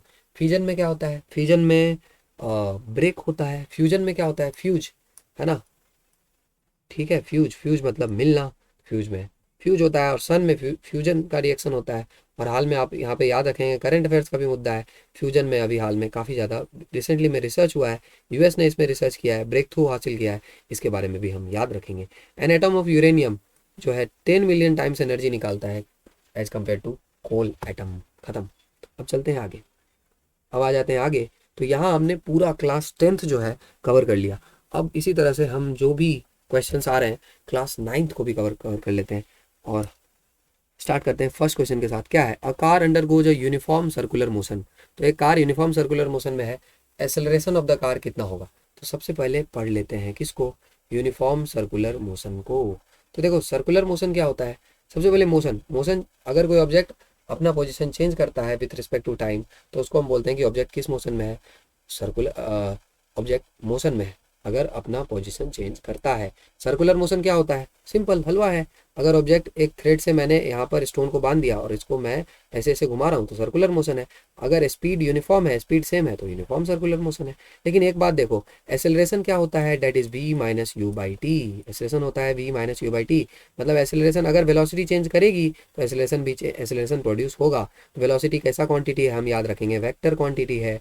तो वेलोसिटी कैसे चेंज हो सकता है भैया? मैग्नीट्यूड चेंज करके भी हो सकता है और डायरेक्शन चेंज करके भी हो सकता है। तो भले ही अगर हम स्टोन को गोल गोल घुमा रहे हैं, तो भले ही वेलोसिटी का मैग्नीट्यूड ना चेंज कर रहा हो, लेकिन हर एक पॉइंट पे क्या चेंज कर रहा है? तो हर एक पॉइंट पे डायरेक्शन तो चेंज कर रहा है। वेलोसिटी का डायरेक्शन क्या कर रहा है? चेंज कर रहा है। चूंकि डायरेक्शन चेंज कर रहा है यानी वेलोसिटी चेंज कर रहा है, तो एक्सेलरेशन भी आएगा। तो हम वापस आ जाते हैं क्वेश्चन पे। क्या क्वेश्चन था कि अगर यूनिफॉर्म सर्कुलर मोशन है, यूनिफॉर्म है मतलब जो स्पीड होगा क्या होगा? सेम रहेगा, कांस्टेंट रहेगा। ठीक है। The acceleration of the car, क्या एक्सेलरेशन जो ऑफ द कार है जीरो होगा? गलत बात। नॉन जीरो कांस्टेंट होगा कि non zero but not a constant? क्या नॉन जीरो कांस्टेंट होगा? कांस्टेंट नहीं होगा। कांस्टेंट क्यों नहीं होगा? क्योंकि बार बार एक्सेलरेशन जो है आपका, यहाँ पर आपका वेलोसिटी कुछ और है, यहाँ पे आपका वेलोसिटी कुछ और है, यहाँ पे आपका वेलोसिटी कुछ और है, यहाँ पे वेलोसिटी आपका कुछ और है। ठीक है। आपका वेलोसिटी हर पॉइंट पे क्या हो रहा है? बदल रहा है। आपका वेलोसिटी अगर हर पॉइंट पे बदल रहा है यानी कि चेंज इन वेलोसिटी आ रहा है, तो अगर चेंज इन वेलोसिटी आ रहा है हर पॉइंट पे, तो यहाँ पर इसका आंसर क्या हो जाएगा? A non zero but not a constant. Constant in a sense क्या? जो आपका एक्सेलरेशन है कांस्टेंट रह रहा है? नहीं, एक्सेलरेशन कांस्टेंट नहीं रह रहा है। एक्सेलरेशन जो है प्रोड्यूस हो रहा है, और एक्सेलरेशन कैसा है? वेरिएबल है। एक्सेलरेशन कैसा है? वेरिएबल है, क्योंकि हर पॉइंट पे अलग है। ऐसे भी आप इसको समझ सकते हो। कैसे समझेंगे इसको? देखो यहाँ पे समझते हैं। जो इस केस में एक्सेलरेशन होता है वो सेंटर की तरफ काम करता है, क्योंकि जो सेंट्रीपिटल फोर्स भी है वो भी अंदर काम करता है, जो सेंट्रीपिटल एक्सेलरेशन है वो भी अंदर काम करता है। तो इस पॉइंट पे जो एक्सेलरेशन है वो अंदर है, इस पॉइंट पे जाएंगे तो वो एक्सेलरेशन इस डायरेक्शन में है, इस पॉइंट पे जाएंगे तो इस डायरेक्शन में है। नहीं, आप देख सकते हैं एक्सेलरेशन का डायरेक्शन हर जगह बदल रहा है, इसलिए हम बोल रहे हैं कि it is non zero, but non zero तो है ही, है ना, और बिकॉज वेलोसिटी चेंज कर रहा है but not a constant. I hope आपको समझ में आया हो। ठीक है, ये सारी चीज़ें हम याद रखेंगे। मोशन के बारे में और भी चीज़ें याद रखेंगे। मोशन के बारे में ग्राफ्स याद रखेंगे। क्या याद रखेंगे? ग्राफ्स। ठीक है, यूनिफॉर्म मोशन का ग्राफ कैसा होता है? यूनिफॉर्म मोशन का ग्राफ आपको दिखेगा एक स्ट्रेट लाइन जो कि इसके एक्सिस के साथ कितना एंगल बनाएगा, 45 डिग्री। इधर डिस्टेंस को, इधर टाइम को प्लॉट करेंगे। ठीक है, वेलोसिटी टाइम ग्राफ कैसा दिखेगा यूनिफॉर्म मोशन का? वो कुछ इस तरह का दिखेगा, है ना। ऑब्जेक्ट यहीं था, यहीं रह गया, ये वेलोसिटी टाइम ग्राफ है। Area under the velocity time graph क्या देगा? तो देखो सिंपल, अगर आपको एरिया निकालना हो, अगर आपको एरिया निकालना हो तो आप मल्टीप्लाई कर दो, बस इस दोनों को कर दो मल्टीप्लाई। तो वेलोसिटी और टाइम को मल्टीप्लाई करेंगे तो क्या आएगा? डिस्टेंस ही तो आएगा, डिस्प्लेसमेंट आएगा, यानी कि डिस्प्लेसमेंट का एक्चुअली मैग्नीट्यूड आएगा, क्योंकि एरिया स्केलर क्वांटिटी है। तो इससे क्या आएगा? डिस्टेंस आएगा। स्लोप क्या देगा? तो स्लोप निकालने के लिए हम इस दोनों को करते हैं भाग, याद रखेंगे। एरिया निकालने के लिए मल्टीप्लाई करते हैं, स्लोप निकालने के लिए भाग करते हैं। तो डिस्टेंस बाय टाइम का स्लोप निकालेंगे तो क्या आएगा? डिस्टेंस बाय टाइम का स्लोप, स्पीड आएगा, है ना। और जो कि स्लोप सेम रह रहा है, आप यहाँ पे देखो, यहाँ से यहाँ तक अगर आप देखोगे, है ना, यहाँ से यहाँ तक अगर आप सीधे चल जाओगे, यहाँ भी वही स्लोप है, यहाँ भी वही स्लोप है, स्लोप सेम रहा है, नहीं स्पीड सेम रहता है। ये स्लोप आपका फंडा क्लियर कर देगा। वेलोसिटी बाय टाइम का स्लोप क्या होगा? v बाई टी क्या होता है? एक्सेलरेशन होता है, खत्म। वेलोसिटी बाय टाइम क्या देगा? एक्सेलरेशन देगा, खत्म। इक्वेशन पर बात कर लेते हैं। तीन इक्वेशन है अपने पास। एक है v is equal to u plus a t, दूसरा है s is equal to u t plus half a t square, और तीसरा क्या है अपने पास? तीसरा है v square is equal to u square plus 2s। अगर कोई ऑब्जेक्ट रेस्ट से स्टार्ट कर रहा है तो उसका इनिशियल वेलोसिटी क्या हो जाएगा? जीरो। किसके लिए? अगर रेस्ट से स्टार्ट कर रहा है। अगर फाइनली रेस्ट पे पहुंच रहा है तो फाइनल वेलोसिटी क्या हो जाएगा? जीरो हो जाएगा। बाकी चीज़ें हम याद रखेंगे। ठीक है, अब आगे चलते हैं। ग्राफ मैंने आपको बता ही दिया, ग्राफ कैसा होता है। नॉन यूनिफॉर्म मोशन का अगर ग्राफ देखना है तो नॉन यूनिफॉर्म मोशन का ग्राफ कुछ इस तरह का होता है। ठीक है, इधर डिस्टेंस, इधर टाइम, ये हो गया नॉन यूनिफॉर्म मोशन का ग्राफ। और अगर हम वेलोसिटी टाइम ग्राफ के यूनिफॉर्म मोशन का बात करें तो यूनिफॉर्म मोशन का वेलोसिटी टाइम ग्राफ इस तरह का होगा। वेलोसिटी टाइम ग्राफ के नॉन यूनिफॉर्म मोशन का बात करें तो कुछ इस तरह का होगा। ये नॉन यूनिफॉर्म मोशन है, यहाँ वेलोसिटी है, ये टाइम है। ठीक है, ये नॉन यूनिफॉर्म मोशन है। यहाँ एक बात ध्यान रखेंगे कि अगर हम इसको ऐसे देख लें तो ये जो एंगल है, ये एंगल कम है, ये एंगल ज़्यादा है, मतलब ये यूनिफॉर्म रिटार्डेशन नहीं है। यहाँ वेलोसिटी टाइम के साथ घट तो रहा है पर ये नॉन यूनिफॉर्म है। ये क्या है? नॉन यूनिफॉर्म है। और भी अगर आप देखें कि अगर इधर गया इस तरह से कुछ ग्राफ आया, इधर वेलोसिटी है, इधर क्या है? टाइम है, तो ये भी एक एग्जांपल है किसका? नॉन यूनिफॉर्म मोशन का। खत्म। अब आ जाते हैं आगे। हमने मोशन को पूरा पढ़ लिया। अब देखते हैं कि एक कैरम कॉइन है, मान लो एट द बॉटम। तो आप कैरम बोर्ड आपने देखा होगा, उसमें जो कैरम कॉइन जो सबसे बॉटम में होता है, जब आपने अपना चांस चला सबसे पहला बार, it moves out by a fast strike, rest of them falling as it is. तो नीचे वाला जो आपका कॉइन है वो मूव कर जाता है और ऑल ऑफ देम जो बाकी का है वो उस तरह से नीचे गिर जाता है। ऐसा क्यों होता है? This is an example of first law of motion, second law of motion, third law of motion, या नन। तो ये जो आपका जो है, इससे यहीं पर हमारे पास मौका मिल गया कि हम पढ़ लेते हैं एक एक करके। सबसे पहले किसको? फर्स्ट लॉ ऑफ मोशन को। तो फर्स्ट लॉ ऑफ मोशन को हम बोलते हैं लॉ ऑफ क्या? इनर्शिया। इनर्शिया से हमें क्या याद आएगा? The ability of a object to resist the change. Resist करता है किस में? चेंज को रेसिस्ट करता है। अगर रेस्ट में है तो रेस्ट में ही रहेगा, मोशन में है तो मोशन में ही रहेगा। आपको क्या याद आएगा इनर्शिया से? बस याद आएगा। बस में अगर हम ट्रैवल कर रहे हैं, यहाँ पर अगर हम हैं, यहाँ पर अगर आप बस में ट्रैवल कर रहे हैं, बस था किस में? रेस्ट में। और अचानक अगर बस ड्राइवर ने चालू किया गाड़ी, तो आपके जो पैर हैं वो तो आगे चले जाते हैं, लेकिन आपका जो अपर बॉडी है वो रेस्ट में रहता है। इसलिए जब गाड़ी चालू होता है तो आप पीछे की तरफ झुक जाते हो, पीछे की तरफ, है ना। अगर बस अचानक ब्रेक मारता है तो आपका जो लोअर वाला हिस्सा है वो तो रुक जाता है, लेकिन अपर वाला हिस्सा आगे जाता है, इसलिए आपको सडन आगे की तरफ जर्क दिखता है। ठीक है, ये सब हम याद रखेंगे। इसके अलावा जो गंदगी वगैरह हम हटाते हैं बिस्तर से, वो भी इनर्शिया का वहाँ रोल है। उसके अलावा कैरम बोर्ड में जो है वहाँ भी इनर्शिया का रोल है, और भी जगहों पर इनर्शिया का रोल है। तो सर इसमें जो है, जो स्ट्राइकर अगर आपका मूव कर रहा है, नीचे वाला जो पोर्शन मूव कर रहा है, तो नीचे वाला जो कॉइन है मूव कर गया ड्यू टू इम्पैक्ट, लेकिन ऊपर वाला पोर्शन इनर्शिया के कारण वहीं आ गया, इसलिए इसका आंसर क्या हो जाएगा? First law of motion. ठीक है, खत्म। अब हम पढ़ लेते हैं किसको? लॉज ऑफ मोशन जो अपना है, इसमें अब हम पढ़ लेते हैं कंजर्वेशन ऑफ। सबसे पहले हम पढ़ लेते हैं अब कंजर्वेशन ऑफ मोमेंटम को। देखो मोमेंटम का क्या फॉर्मूला होता है? Mass into velocity. ठीक है, तो देखो अगर अपने पास एक ऑब्जेक्ट यहाँ है, इसका मास है m1 और ये अभी चल रहा है इस रफ्तार से u1 से। दूसरा ऑब्जेक्ट हमारे पास है m2, इसका मास है, और ये चल रहा है u2 से। ये दोनों करते हैं कोलाइड, ये दोनों क्या करते हैं, ये दोनों करते हैं कोलाइड। और कॉलिजन के पास बाद इन दोनों का जो वेलोसिटी है वो हो जाता है v1 और एक का वेलोसिटी हो जाता है v2। तो कंजर्वेशन ऑफ मोमेंटम बोलता है कि total momentum before collision is equal to total momentum after collision. खत्म। तो बिफोर कॉलिजन टोटल मोमेंटम कितना था, that is m1u1 plus m2u2, और टोटल मोमेंटम आफ्टर कॉलिजन कितना था, m1v1 प्लस क्या है, प्लस क्या है, m2v2। खत्म। तो दिस इज इट। तो लॉज ऑफ मोशन जो है, लॉज ऑफ मोशन पे हम देख लेते हैं। जो हमारे पास जो थर्ड लॉ है, थर्ड लॉ, इस पर कौन कौन सा बेस है, ये है recoil of a gun, third law of motion पे बेस है। Seller and a boat, third law क्या है, every action has equal and opposite reaction. अगर आप गोली में आगे की तरफ हिट करते हो तो जो आपका बुलेट है, जो बुलेट है वो तो आगे जाता है, लेकिन जो आपका गन है वो रिकॉइल करता है, नहीं पीछे जाता है। ठीक है। और सेकेंड लॉ ऑफ मोशन हम जानते ही हैं। सेकेंड लॉ ऑफ मोशन अगर हमें करना हो, सेकेंड लॉ ऑफ मोशन कर लेते हैं। सेकेंड लॉ ऑफ मोशन क्या है, वो कहता है कि फोर्स जो है डायरेक्टली प्रोपोर्शनल है किसके, चेंज इन मोमेंटम के डायरेक्टली प्रोपोर्शनल है। यहाँ से फोर्स क्या हो जाएगा, के into D P by D T हो जाएगा। यहीं से हम सॉल्व वगैरह करेंगे, सॉल्व वगैरह करते करते एफ इज इक्वल टू मेरा एम ए आ जाएगा। खत्म। First law, second law real law होता है, ये भी हम याद रखेंगे। उसके अलावा फर्स्ट लॉ और इनर्शिया पे अगर हम बात करें तो बस में, ग्लास पेपर और कॉइन में, अब देखो ग्लास पेपर कॉइन का क्या रिजल्ट है, अगर मेरे पास यहाँ पर ग्लास है और इसके ऊपर मैंने पेपर रख दिया और इसके ऊपर कॉइन रख दिया, तो अगर पेपर को मैं अगर जल्दी से हिट करूंगा तो ये कॉइन किस में फॉल कर जाएगा, ग्लास में। This is also due to inertia. Carrom वाला मैंने बताया। टम्बलर, ट्रे एंड वाटर, तो टम्बलर, ट्रे और वाटर है, उसमें अगर टम्बलर है यानी आपके पास एक पानी का बर्तन है और ट्रे है, उसमें अगर आप उसको मूव करते हो तो पानी गिरने लगता है। ग्रूव एंड सॉसर का अगर बात करें तो अगर आप में देखोगे चाय जो हमारा होता है, ये अगर चाय है तो चाय के साथ एक नीचे ग्रूव दिया जाता है, जिसमें अगर चाय के मूवमेंट के कारण चाय गिरना भी चाहे तो ये जो ग्रूव नीचे में एक गैप रहता है जो इसको होल्ड करके रखता है इनर्शिया से बचने के लिए। बेसिकली इनर्शिया का रोल इस सभी केसेस में है। ठीक है, उसको हम याद रखेंगे। अब चलते हैं हम आगे, हमने कर लिया इसको कवर। अब देखते हैं अगला क्वेश्चन। एक ऑब्जेक्ट जो है वे करता है कितना, 9 न्यूटन वे करता है, कहाँ पर, अर्थ पर।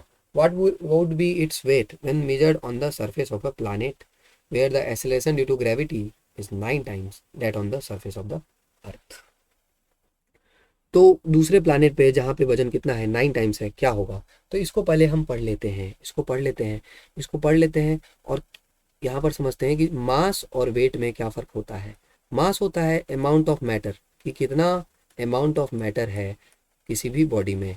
लेकिन कोई भी जो हमारे पास प्लानिट है, कोई भी दूसरी बॉडी है जो आपको जिस फोर्स के साथ खींचती है, जैसे आप अर्थ पे हो तो अर्थ आपको जिस फोर्स के साथ अपने तरफ खींचेगी वही आपका वेट होगा। तो अर्थ पे ये वेट होता है m इंटू जी। क्या होता है, m इंटू जी।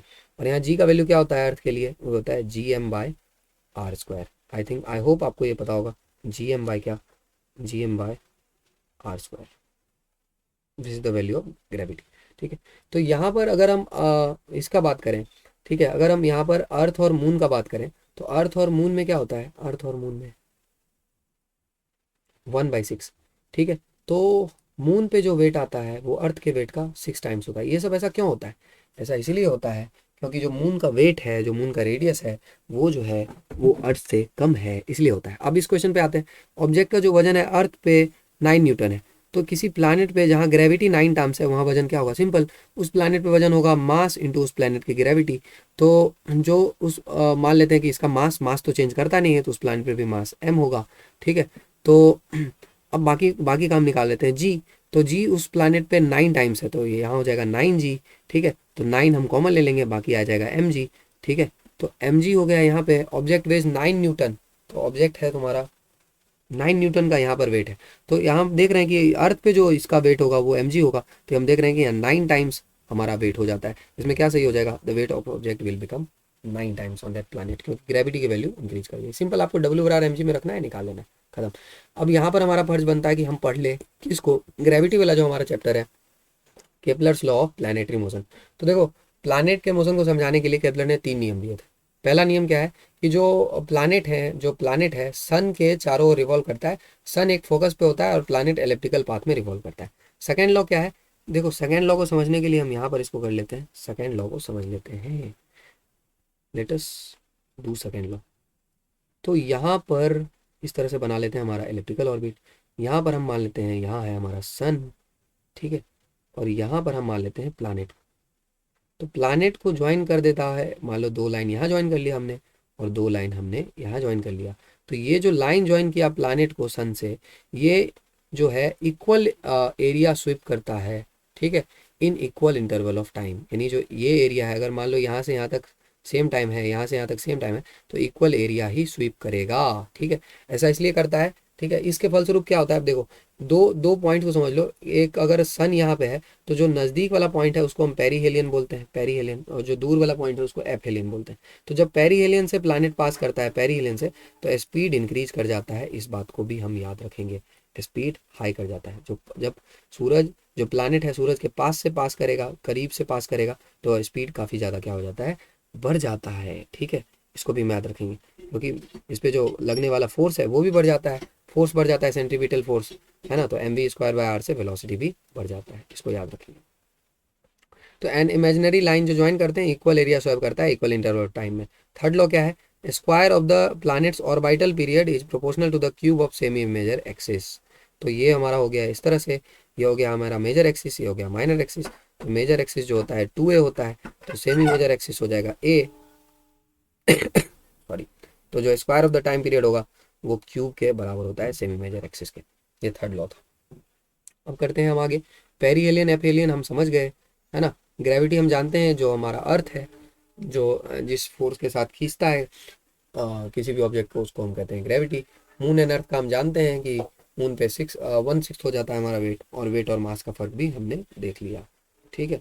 इसके बाद हम पढ़ते हैं थ्रस्ट और सैंड का क्या रिलेशन है। देखो थ्रस्ट क्या होता है, जो भी हम फोर्स लगाते हैं परपेंडिकुलर डायरेक्शन में। if we are applying a force in the perpendicular direction then that force is called thrust, okay। अब सैंड का क्या एग्जांपल है इसमें, अब देखो सैंड में अगर हम देखें तो सैंड में अगर हम लेट जाएं और सैंड में हम खड़ा रहें तो कब फोर्स लगेगा, सैंड में ज़्यादा लगेगा। तो सैंड में जब हम खड़े रहते हैं तब फोर्स सैंड ज़्यादा दब जाता है। क्यों ज़्यादा दब जाता है, क्योंकि जो प्रेशर का फॉर्मूला होता है, that is thrust upon area, thrust upon area होता है, ठीक है, या फोर्स अपॉन एरिया होता है या थ्रस्ट अपॉन एरिया होता है। तो नॉर्मली इसमें हम थ्रस्ट लेते हैं, यानी फोर्स का परपेंडिकुलर कंपोनेंट लेते हैं, ठीक। तो इसमें थ्रस्ट जो है, एरिया अगर हो जाए कम तो प्रेशर क्या हो जाएगा, प्रेशर बढ़ जाएगा। एरिया कम हो जाएगा तो प्रेशर बढ़ जाएगा, यानी कि अगर सैंड में हम खड़े रहेंगे तो सैंड ज़्यादा दबेगा। प्रेशर और बैक, प्रेशर का मैंने देख ही लिया, फोर्स बाय एरिया हमने देख लिया, और बैक का जो स्ट्रिप होता है वो होता है वाइड, इसी कारण से आपको याद आएगा क्लास 8, ठीक है। अब चलते हैं आगे। ग्रेविटेशन में हम आर्किमिडीज और यूरेका को भी समझ लेते हैं। यूरेका का क्या मतलब था, आर्किमिडीज को एक टास्क मिला था कि असली सोना है कि नहीं नकली सोना, आपने स्टोरी सुना होगा, ठीक है। तो आर्किमिडीज ने उस टास्क को सॉल्व करने के बाद यूरेका यानी कि मिल गया इस तरह से बोलते हुए दौड़ा था, और लोग कहते हैं कि नेकेड दौड़ा था। तो वो इंसिडेंट आपको पता होना चाहिए। बाकी हम आर्किमिडीज प्रिंसिपल के बारे में पढ़ लेते हैं कि जो अपवर्ड फोर्स लगता है किसी भी ऑब्जेक्ट को, जब हम अगर किसी लिक्विड में पार्शियली या होली इमर्स करते हैं तो जो उस पर अपवर्ड फोर्स लगता है that is equal to the weight of fluid displaced, ठीक है। तो आप अगर मान लो इसमें कंटेनर में मेरे पास पानी है और इसमें अगर मैं कोई चीज़ डालता हूँ तो कुछ पानी डिस्प्लेस होगा, अगर फुल है तो बाहर आ जाएगा। तो जितना पानी डिस्प्लेस होगा उसका जो वेट होगा उतना ही अपवर्ड फोर्स उस पर लगेगा। जो भी पानी डिस्प्लेस हुआ है उतना ही अपवर्ड फोर्स प्रोवाइड होगा, ठीक है। अब लास्टली हम पढ़ लेते हैं रिलेटिव डेंसिटी को। Density of substance by density of water को हम बोलते हैं रिलेटिव डेंसिटी। वाटर का डेंसिटी कितना होता है, 1000 kg/m³ वाटर का डेंसिटी होता है, इसको हम याद रखें। अब हम चलते हैं आगे। यहाँ हमने पूरा कवर कर लिया जो हमारा चैप्टर था ग्रेविटेशन वाला। अब आई थिंक ऑलमोस्ट हम एंड पर हैं। अब हम वर्क और पावर वाला जो चैप्टर है उसको हम कर लेंगे cover. Work done by centripetal force, इसको देख लेते हैं। Work done by centripetal force क्या होता है, तो देखो वर्क का जो एक सिंपल सा फॉर्मूला होता है, वर्क का फॉर्मूला होता है Fs cos थीटा, खत्म, ठीक है। तो जो सेंट्रीपिटल फोर्स होता है हमारा वो काम करता है सेंटर की तरफ, लेकिन जो उसमें डिस्प्लेसमेंट होता है, जो ऑब्जेक्ट जो डिस्प्लेस करता है वो डायरेक्शन होता है इधर की तरफ, ठीक है। तो हमेशा फोर्स तो हमारा काम कर रहा है अंदर की तरफ और डिस्प्लेसमेंट हो रहा है किधर की तरफ, ऑब्जेक्ट हमेशा हर पॉइंट पे टेंजेंशियली डिस्प्लेस करता है, तो 90 डिग्री। ठीक है, तो यानी कि फोर्स और डिस्प्लेसमेंट के बीच का एंगल 90 डिग्री होता है, तो cos 90 हमें 0 देगा, तो वर्क का वैल्यू कितना होता है 0। तो याद रखेंगे कि सेंट्रीपिटल फोर्स के कारण जो वर्क होता है क्या होता है 0 होता है। खत्म। तो इसके बाद हमारा काम है कि हम पढ़ लें किसको, वर्क और एनर्जी को। तो सबसे पहले हम वर्क को देख लेते हैं कि वर्क जो है हमारा क्या होता है, आपको अभी मैंने बताया that is force s cos theta, ऐसा यूनिट होता है जूल। और वर्क एनर्जी थ्योरम बोलता है कि वर्क होता है चेंज इन काइनेटिक एनर्जी। ठीक है, तो वर्क एनर्जी थ्योरम क्या बोलता है, वर्क इज इक्वल टू के एफ माइनस के आई, चेंज इन काइनेटिक एनर्जी। इसको हम याद रखेंगे, इस पर न्यूमेरिकल आ सकता है। अब हम समझ लेते हैं पोटेंशियल, काइनेटिक और कंजर्वेशन को। तो पोटेंशियल एनर्जी अगर हम बात करें, अगर स्पेसिफिकली हम ग्रेविटेशनल पोटेंशियल एनर्जी का बात करें, तो अगर हम यहाँ मान लेते हैं ग्राउंड है, और ग्राउंड से किसी बॉल को अगर हम h हाइट पर ले जाते हैं अगेंस्ट ग्रेविटी, तो इसमें हमें कुछ ना कुछ काम करना पड़ेगा। तो जो अभी हमें काम करना पड़ेगा that will be equal to force into displacement. तो फोर्स कितना लग रहा है, ग्रेविटी का फोर्स लग रहा है mg, और हम डिस्प्लेसमेंट कितना कर रहे हैं h, तो mgh। तो ग्रेविटेशनल पोटेंशियल एनर्जी का फॉर्मूला कितना होता है mgh होता है। काइनेटिक एनर्जी का क्या फॉर्मूला होता है पता ही है, हाफ mv² होता है। कंजर्वेशन क्या कहता है, कंजर्वेशन कहता है कि दोनों का सम, यानी mgh और किसका सम, हाफ mv² का जो सम होता है वो रहता है कंजर्व, यानी वो रहता है कांस्टेंट। इसको हम याद रखें। चलते हैं आगे, पावर को समझ लेते हैं। पावर जो है क्या होता है, पावर का फॉर्मूला होता है वर्क बाय टाइम, या फिर होता है एनर्जी बाय टाइम। इसको याद रखेंगे। ऐसा यूनिट होता है वाट, हॉर्स पावर भी हम यहीं पे याद रखेंगे, 746 वाट। 1 किलो वाट आवर में होता है 3.6 into 10⁻6 joule. 1 kilo watt hour को ही हम एक यूनिट बोलते हैं, जो कि घर में बिजली को मेजर करने का यूनिट है, बिजली कंजप्शन को मेजर करने का। अब चलते हैं, finally we are almost at the end of this chapter, and which is this question. इस क्वेश्चन से हम इस चैप्टर को अब करेंगे, इस पूरे सीरीज को करेंगे खत्म। एंड आई होप आपको समझ में आया हो। इसको कर लेते हैं। The pitch of a sound wave depends upon which one of the following characteristic. Sound wave का पिच किस पे डिपेंड करता है, तो पहले हम इन चीज़ों को समझ लेते हैं साउंड वेव के बारे में। तो देखो, इस वाले क्वेश्चन को तो हम करेंगे, ठीक है। तो साउंड वेव जो होता है, साउंड वेव में को समझने के लिए, साउंड वेव एक तो एक लॉन्गिट्यूडनल वेव होता है। दो तरह के वेव होते हैं, लॉन्गिट्यूडनल और ट्रांसवर्स। तो लॉन्गिट्यूडनल वेव में क्या होता है कि जो पार्टिकल है, जो हमारा पार्टिकल है, उनका जो मोशन होता है लॉन्गिट्यूडनल वेव में, यहाँ पे बना लेते हैं, उनका मोशन, पार्टिकल का motion along the direction of propagation होता है। अगर वेव इधर जा रहा है तो पार्टिकल का मोशन भी इसी डायरेक्शन में होगा। लेकिन ट्रांसवर्स वेव में क्या होता है, वेव अगर इधर जा रहा है तो पार्टिकल ऊपर नीचे वाइब्रेट करता है in a direction perpendicular to the direction of propagation. तो लॉन्गिट्यूडनल वेव हमारा हो गया साउंड, और ट्रांसवर्स वेव आपका लाइट हो गया, याद रखेंगे। लेकिन लाइट एक नॉन मैकेनिकल वेव है, एक इलेक्ट्रोमैग्नेटिक वेव है, ठीक है। इसके अलावा साउंड जो है, इसमें यहाँ पर साउंड में कुछ कुछ फॉर्मूला है अपने पास, इसको याद रखेंगे। अगर साउंड वेव हमारे पास प्रोड्यूस हो रहा है तो उसमें वेवलेंथ, फ्रीक्वेंसी और ये जो टाइम है और जो स्पीड है, ये सब मैटर करता है। तो इसमें क्या फॉर्मूला है, एक तो फॉर्मूला है हमारा कि जो अगर हमारा स्पीड है, स्पीड क्या होता है, डिस्टेंस बाय टाइम। तो स्पीड होगा λ/t, क्या हो जाएगा, डिस्टेंस बाय टाइम। तो स्पीड और 1/टाइम पीरियड हमारा फ्रीक्वेंसी होता है, तो v is equal to formula होगा λ इंटू फ्रीक्वेंसी, ये आ सकता है, ये आप याद रखेंगे। उसके बाद देखो एम्पलीट्यूड जो होता है, एम्पलीट्यूड क्या होता है, अगर हमारे पास यहाँ पर वेव है, तो वेव अगर इस तरह से प्रोपेगेट कर रहा है, तो यहाँ इस पॉइंट से जो मैक्सिमम डिस्प्लेसमेंट होता है, इसी को हम बोलते हैं एम्पलीट्यूड। तो अगर maximum displacement from the base level of the particle, ठीक है, तो यहाँ से इसको बोलते हैं एम्पलीट्यूड। तो जितना ज़्यादा एम्पलीट्यूड होगा उतना ही ज़्यादा लाउडनेस होगा। फ्रीक्वेंसी क्या होता है, फ्रीक्वेंसी समझ लेते हैं कि अगर कोई सोर्स वाइब्रेट कर रहा है और प्रोड्यूस कर रहा है किसको, साउंड को, तो अब 1 सेकेंड में कितना ज़्यादा वाइब्रेशन आया है। जैसे मैंने यहाँ पर एक बनाया और मान लो मैंने ये दूसरा बनाया, किसकी फ्रीक्वेंसी ज़्यादा है, इसकी ज़्यादा है, क्योंकि यहाँ अगर हम 1 सेकेंड में देखें तो काफ़ी ज़्यादा वाइब्रेशन है, यहाँ 1 सेकेंड में कम वाइब्रेशन है, ठीक है। तो frequency is the number of revolutions पर सेकेंड और वाइब्रेशंस पर सेकेंड, ठीक है। तो अगर देखो फ्रीक्वेंसी ज़्यादा है, मतलब इसका मतलब क्या है कि ज़्यादा कंप्रेशन हो रहा है और ज़्यादा रेयर फैक्शन हो रहा है। ज़्यादा कंप्रेशन हो रहा है मतलब पीक कर रहा है, और रेयर फैक्शन मतलब वहाँ पर जो है पार्टिकल अलग अलग हैं, रिलैक्स कर रहे हैं, कंप्रेशन और रेयर फैक्शन, ठीक है। तो ये आपको देखने के लिए मिलेगा। तो जितना ज़्यादा फ्रीक्वेंसी यानी उतना ज़्यादा कंप्रेशन और उतना ज़्यादा ही रेयर फैक्शन होगा, ठीक है। तो पिच जो है गिटार का होता है हाई, और क्योंकि उसमें होता है मोर वाइब्रेशन, इससे हम पता लगा पाएंगे, जिसमें ज़्यादा वाइब्रेशन वहाँ ज़्यादा पिच। कार हॉर्न में ज़्यादा पिच नहीं होता, क्योंकि कार हॉर्न में ज़्यादा वाइब्रेशन भी नहीं है ना, क्योंकि उसमें हम एक ही बार रेगुलर इंटरवल पे वहाँ पर हम वाइब्रेशन नहीं पैदा करते।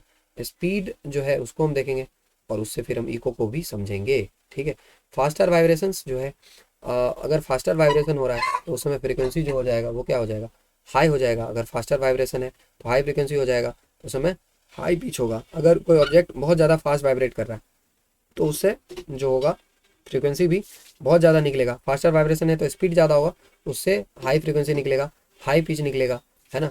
मोर कंप्रेशन एंड रेयरफैक्शन अगर फास्टर वाइब्रेट कर रहा है तो, ठीक है, इसको हम याद रखेंगे। तो पर सेकेंड मोर कंप्रेशन एंड रेयरफैक्शंस देखने के लिए मिलेगा। तो आई होप आपको पिच का समझ में आया हो, ठीक है। तो पिच जो है, पिच डिसाइड करता है। और हम देख लेते हैं क्वालिटी क्या होता है या टिम्बर क्या होता है। क्वालिटी या टिम्बर प्लीजेंट साउंड है कि नहीं, इसको डिसाइड करता है। अगर रिच साउंड है तो मोर प्लीजेंट होगा, जैसे म्यूजिक। और टोन जो होता है वो सिंगल फ्रीक्वेंसी से बना होता है। नोट जो होता है मिक्सचर ऑफ फ्रीक्वेंसी से बना होता है, जैसे म्यूजिक हमारा नोट हो जाता है, ठीक है। तो अब हम वापस आ जाते हैं क्वेश्चन पे। क्वेश्चन क्या था, क्वेश्चन क्या था, pitch of A sound wave depends on which. तो पिच हमने इतना पढ़ा कि पिच किस पे डिपेंड करता है, फ्रीक्वेंसी पे। जितना ज़्यादा फ्रीक्वेंसी होगा उतना ही ज़्यादा पिच होगा, उतना ही ज़्यादा कॉम्प्रेशन रेयरफैक्शन होगा, ठीक है, और उतना ही ज़्यादा सॉफ्ट और सिली साउंड होगा, ठीक है। तो मेल का जो वॉइस होता है हॉर्स होता है, और जो फीमेल का वॉइस होता है हाईली पिच्ड होता है, श्रिल होता है, ठीक है। आगे चलते हैं, आगे चलते हैं। इसमें क्या है, अब स्पीड ऑफ साउंड के बारे में देख लेते हैं। स्पीड ऑफ साउंड, तो स्पीड ऑफ साउंड डिक्रीज करता है as we go from solid and liquid. तो सॉलिड में जो होता है आसानी से एक जगह से दूसरे जगह साउंड ट्रांसमिट हो सकता है, इसलिए सॉलिड में स्पीड काफ़ी ज़्यादा होता है। और जो कि गैस में सेपरेशन काफ़ी ज़्यादा कम होता है, तो एक टाइम लग जाता है ना, इसीलिए गैस में स्पीड सबसे कम होता है। तो सबसे ज़्यादा स्पीड साउंड में का सॉलिड में होता है। Speed of sound increases with temperature. अच्छा, टेम्परेचर भी बढ़ा देंगे तो स्पीड क्या हो जाता है, इंक्रीज कर जाता है, ठीक है। क्योंकि मीडियम फिर जो है काफ़ी ज़्यादा वहाँ पे मीडियम में काफ़ी ज़्यादा और पार्टिकल जो है क्रिएट हो जाते हैं मीडियम में, और उसमें फ्लूइडिटी काफ़ी ज़्यादा, वहाँ से भी आप सोचते हो बढ़ जाता होगा। तो इसमें उसमें जो उसको डिस्टर्बेंस है काफ़ी कम मिलता है ना, इसीलिए टेम्परेचर बढ़ाने से साउंड का स्पीड बढ़ जाता है।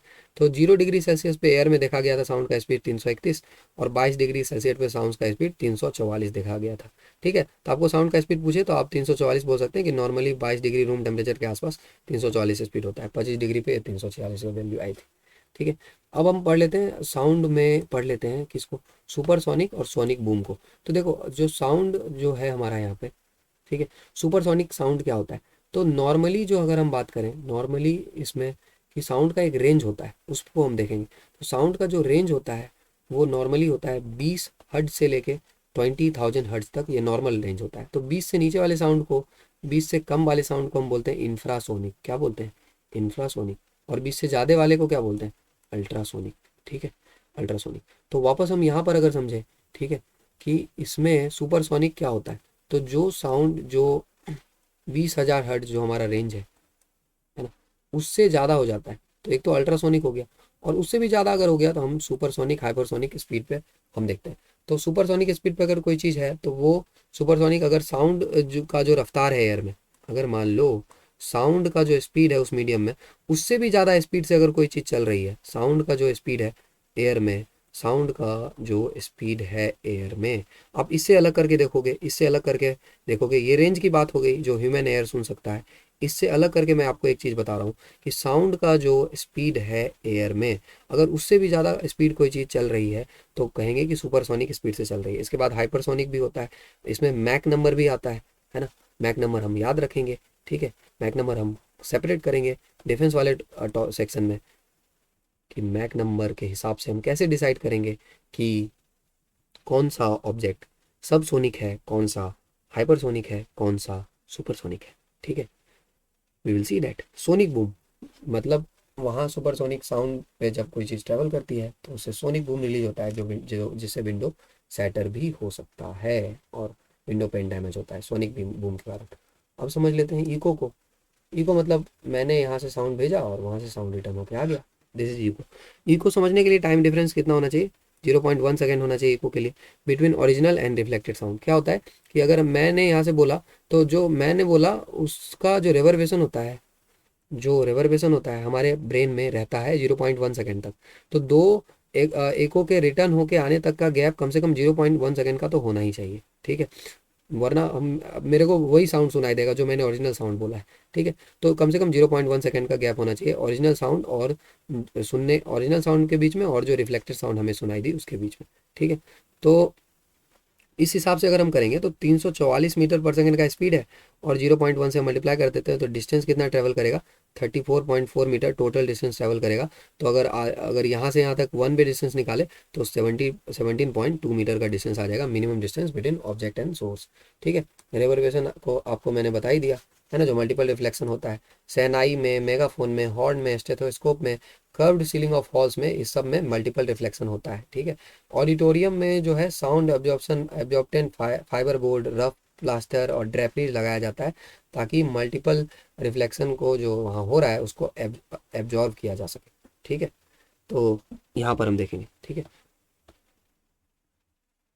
अब आगे चलते हैं, रेंज को समझ लेते हैं। यहाँ पर हमने रेंज को जाना था कि जो 20 हर्ट्ज से नीचे का साउंड होता है वो होता है इंफ्रासोनिक, 20 हर्ट्ज से ऊपर का जो साउंड होता है वो होता है अल्ट्रासोनिक। जो डॉग्स होते हैं हमारे वो 25 किलो हर्ट्ज तक के साउंड को सुन सकते हैं, यानी कि 20,000 से भी ऊपर 25 किलो हर्ट्ज तक के साउंड को डॉग्स यानी कुत्ते सुन सकते हैं। बिलो 20 जो हर्ट्ज है यानी इंफ्रासोनिक साउंड है, जो इंफ्रासोनिक साउंड है उसको राइनोसोरस, ये इंफ्रा है, राइनोसोरस इंफ्रासोनिक साउंड को सुन सकता है। 5 हर्ट्ज के आसपास का वेल भी, एलिफेंट भी, और अर्थक्वेक के दौरान भी इंफ्रासोनिक वेव्स शुरुआत में निकलते हैं, तो कुछ जानवर उसको पहले ही डिटेक्ट कर लेते हैं। एबव 20,000 जो है हमारे डॉल्फिन्स, बैट्स हो गया, पोरपॉइजेज, रैट्स और मॉथ्स एबव 20,000 जो है अल्ट्रासोनिक साउंड्स उसको सुन सकते हैं।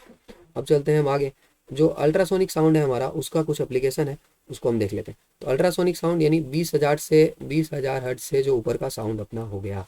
ठीक है, इसको कहाँ यूज़ करते हैं, जो इक्विपमेंट्स वगैरह हैं हमारे जिनका कि इंटीरियर पार्ट तक ऐसे पहुंच पाना मुश्किल है, तो उनके पार्ट्स को क्लीन करने के लिए, किसी मेटल में कोई डिफेक्ट आ गया तो उसको पता लगाने के लिए हम अल्ट्रासाउंड को यूज़ करते हैं। तो इसमें क्या होता है, ये जो अल्ट्रासोनिक वेव्स होते हैं इसका फ्रीक्वेंसी काफ़ी ज़्यादा है, जिसका वेवलेंथ होता है कम। तो इसका अगर वेवलेंथ कम होता है, वेवलेंथ अगर हो गया कम, ई इज इक्वल टू क्या हो गया, एच सी बाई लेमडा, अगर वेवलेंथ कम हो गया, इसको याद रखेंगे, तो एनर्जी क्या होगा, ज़्यादा होगा। इस पर भी हम करेंगे क्वेश्चन। ठीक है, तो इसका वेवलेंथ कम हो गया, तो अगर किसी ऑब्स्टेकल को स्ट्राइक करता है तो इस वेवलेंथ कम होने के कारण उससे टकरा के वापस आ जाता है। अगर वेवलेंथ ज़्यादा होता तो ऑब्स्टेकल को क्रॉस कर लेता और डिफेक्ट का पता नहीं चलता। और कहाँ यूज़ करते हैं, इको कार्डियोग्राफी में। हार्ट जो हमारा कार्डियोग्राफी है, हार्ट का जो हमारा इसका इमेज डिजिटल इमेजिंग करना है उसमें हम यूज़ करते हैं इको कार्डियोग्राफी। अल्ट्रासाउंड में हम यूज़ करते हैं इंटीरियर बॉडी पार्ट्स को देखने के लिए। स्टोन्स, अगर किडनी में स्टोन हो गया है तो उसके लिए हम अल्ट्रासाउंड की मदद से उस स्टोन को रिमूव कर सकते हैं, this is also by ultrasound. ठीक है, अब हम आगे देखते हैं, दिस इज सोनार। सोनार भी एप्लीकेशन अल्ट्रासाउंड का ही, साउंड नेविगेशन एंड रेंजिंग। अगर मान लो अपने पास यहाँ है पैसिफिक ओशन, पैसिफिक ओशन में हमारे पास है टाइटैनिक, और टाइटैनिक गया डूब, टाइटैनिक सिंक कर गया, और आपको पता लगाना है कि टाइटैनिक सिंक किया है, कहाँ सिंक किया है, आप इस प्रोजेक्ट के हेड हो, आपको पता लगाना है। तो इसके लिए कौन सा मेथड हम यूज़ करेंगे, क्योंकि टाइटैनिक काफ़ी अंदर डूबा होगा, हम अंदर जा नहीं सकते, हम क्या यूज़ करेंगे, सोनार यूज़ करेंगे। हम यहाँ से साउंड को भेजेंगे, साउंड वापस रिटर्न होके आएगा। हम टाइम को कैलकुलेट कर लेंगे, हमें टाइम तो पता ही होगा कितना देर बाद रिटर्न होके आया है, कितनी देर बाद रिटर्न होके आया है। हम जो स्पीड है मीडियम में उससे कर देंगे मल्टीप्लाई, तो हमें पता लग जाएगा कितना डिस्टेंस ट्रैवल किया है। इससे एक डेप्थ ऑफ सी का अंदाज़ा लग जाएगा। Under water object, under water जो पहाड़ियाँ हैं, वैलीज हैं, सबमरीन्स हैं, आइसबर्ग हैं, डूबे हुए शिप्स हैं, उसमें हम इसको देख सकते हैं। इस मेथड को क्या बोलते हैं, इको रेंजिंग बोलते हैं। ठीक है, इसके बाद फाइनली लास्ट टॉपिक पर हम आ गए हैं, this is last slide, year. हम कान को समझ लेते हैं, क्योंकि कान के मदद से ही हम सुन पाते हैं। आप जो भी मेरे को सुन पा रहे हो that is due two year, and आप जो म्यूजिक सुन पाते हो that is due two year. इसलिए हम कान को समझ लेते हैं कि हाउ ईयर वर्क्स। तो ये हो गया हमारा कान, और इसमें जो है सबसे जो आउटर पार्ट होता है उसको बोलते हैं पीना। तो पीना पे साउंड सारा आके कलेक्ट होता है, ये जो आउटर पार्ट है पीना पे आके कलेक्ट होता है। उसके बाद जो साउंड रिसीव होता है वो पहुंचता है टिम्पैनिक मेम्ब्रेन में, टिम्पैनिक मेम्ब्रेन में, या ईयर ड्रम, जिसको कि हम कान का छदरा भी कहते हैं, टिम्पैनिक मेम्ब्रेन पे पहुंचता है। टिम्पैनिक मेम्ब्रेन पे साउंड पहुंचता है, ये आउटर ईयर होता है। इसके बाद जो साउंड है मिडिल ईयर में पहुंचता है। मिडिल ईयर में हमारे पास होता है एनविल, स्टीरअप और हैमर। तीन हमारे पास यहाँ पर बोन होते हैं, एनविल, हैमर और स्टीरअप। स्टीरअप स्मॉलेस्ट बोन भी होता है। ये तीनों क्या करते हैं, ये तीनों साउंड को एम्पलीफाई कर देते हैं। क्या कर देते हैं, एम्पलीफाई कर देते हैं। एम्पलीफाई करके इसको भेज देते हैं फिर वापस किस में, इनर ईयर में। और इनर ईयर में फिर वहाँ पर इनर ईयर में हमारा क्या होता है, इनर ईयर में मौजूद होता है कॉकलिया। कॉक्लिया मौजूद होता है। कॉक्लिया क्या करता है, जो आपका साउंड आया है उसको बदल देता है इलेक्ट्रिकल सिग्नल में, इलेक्ट्रिकल सिग्नल में, और इलेक्ट्रिकल सिग्नल में बदल के इसको वापस भेज देता है, किस में भेज देता है, ऑडिटरी कैनाल में। और ऑडिटरी कैनाल में ऑडिटरी नर्व से होते हुए साउंड किसके पास चला जाता है, ब्रेन के पास चला जाता है, ठीक है खत्म। और उसके बाद हम उसको इंटरप्रेट कर पाते हैं। तो ये था हमारा पूरा फिजिक्स जो हमने कवर किया। इसके बाद कुछ क्वेश्चंस मैंने यहाँ पे ऐड किए थे, इसको भी हम जल्दी जल्दी देख लेंगे। यहाँ पर मेरे पास क्या है, a metal wire of length L and diameter D has a resistance क्या, R. What would be the resistance of another wire of the same metal, कर लेते हैं आराम से। और आर इजिकल टू क्या पढ़ा हमने, रो एल बाई ए। और अगर हमारे पास यहाँ पर देखें metal wire of resistance D, what be the resistance of the another wire of same metal and same length but having double the diameter. तो एरिया कैसे निकलता है, एरिया जो क्रॉस सेक्शनल एरिया होता है that is pi R square, और R square की जगह हम रखेंगे तो ये हो जाएगा pi D square by 4, R equal to D by 2 होता है। यहाँ पर एरिया आ जाएगा पाई डी स्क्वायर बाय 4। इसको हम इस जगह पे पुट करेंगे, एरिया की जगह पे हम पुट करेंगे। उसके बाद हम ये, अब हमारा ये रेजिस्टेंस है, फिर हम नया रेजिस्टेंस निकालेंगे, that will be rho L. और अगर हम यहाँ पे एरिया निकालेंगे तो that will be pi D square by, again pi D square by 4 होगा। और डायमीटर चूंकि डबल है तो हम यहाँ पे डी की जगह 2d रखेंगे। हम करेंगे सॉल्व, इसको आपको खुद से करना है सॉल्व, इसको करिएगा सॉल्व। इसका आंसर क्या आएगा, इसका आंसर आना चाहिए, क्या आना चाहिए, r/4 आना चाहिए, ठीक है। तो सिंपल भी हम यहाँ पे देख सकते हैं कि अगर हमने यहाँ पर डायमीटर को कर दिया ट्वाइस, डायमीटर को कर दिया ट्वाइस, तो जो रेडियस है हमारा, डायमीटर d तो रेडियस r, तो डायमीटर 2d तो रेडियस कितना हो जाएगा, d हो गया यहाँ पे, तो d 2r, ठीक है। d हमारा कितना हो जाता है 2r, तो रेडियस जो हो गया हमारा 4 टाइम्स हो जाएगा। रेडियस जो है हमारा कितना हो जाएगा, 4 टाइम्स हो जाएगा। तो r इजिकल टू क्या होता है, रो एल बाय ए, ठीक है। तो पहले हम रख रहे थे नॉर्मली ए की जगह पाई आर स्क्वायर, लेकिन अभी हम यहाँ पे क्या करेंगे, 4 टाइम्स रख रहे होंगे, तो नीचे में 4 का एक फैक्टर आएगा जिसके कारण r/4 आएगा। इसको आई विल सजेस्ट यू, इसको आप किस तरीके से करो, पाई डी स्क्वायर बाय 4 वाला जो मैंने मेथड किया है, इससे आप इसको करो ट्राई, इससे r/4 आ जाएगा आंसर। फिर ये वाला सॉल्व, इसमें हम नॉर्मली फॉर्मूला लगा देंगे, ऑब्जेक्ट ऑफ मास 10 kg है, मास 10 kg है, किस स्पीड से मूव कर रहा है, 10 मीटर पर सेकंड। तो लीनियर मोमेंटम क्या होगा, कर दो गुना, 10 × 10 कितना हो जाएगा 100, लीनियर मोमेंटम हो जाएगा 100। तो 100 किस में है, 100 इसमें नहीं है, इसमें नहीं है, तो अब ऑप्शन सिर्फ 2 ही सही होगा। उसके बाद काइनेटिक एनर्जी हाफ mv² हमने पढ़ लिया है, इसमें लगा दो, हाफ mv² से हम लगाएंगे तो यहाँ से क्या आंसर आएगा, हाफ हो गया। मास कितना दिया हुआ है, मास है हमारे पास 10 kg और v है मेरे पास 10, 10 को हम कर देंगे गुना तो 10 का स्क्वायर होगा 100, और हम यहाँ से काटेंगे तो 5 हो जाएगा, यानी कि सही आंसर ए हो जाएगा, खत्म। इसके बाद हम देख लेते हैं इस वाले सवाल को, ये जो हमारा थर्ड सवाल है वाटर के बारे में। Water is heated from 0 degree Celsius to 4 degree Celsius, density क्या होगा। तो देखो एक्चुअली क्या होता है, जब हम वाटर को करते हैं हीट, तो किसी भी चीज़ को अगर आप हीट करोगे तो उसका जो वॉल्यूम है बढ़ेगा, पार्टिकल के टू पार्टिकल डिस्टेंस जो है, जैसे वाटर मॉलिक्यूल है, अगर हम इसको हीट करेंगे तो पार्टिकल और फैलेगा और फैलेगा, तो वॉल्यूम बढ़ेगा, तो वॉल्यूम बढ़ेगा तो डेंसिटी घटना चाहिए, क्योंकि डेंसिटी क्या होता है, मास बाय वॉल्यूम। लेकिन वाटर में क्या होता है कि वाटर में जब हम 0 से 4 डिग्री सेल्सियस में हीट करते हैं, 0 से 4 डिग्री सेल्सियस तक में हीट करते हैं, तो जो हाइड्रोजन हाइड्रोजन बॉन्ड है वो टूटता है, वो टूटता है, और हाइड्रोजन बॉन्ड पास पास आ जाते हैं, हाइड्रोजन बॉन्ड पास पास आके चिपक जाते हैं, केज लाइक स्ट्रक्चर बनाते हैं।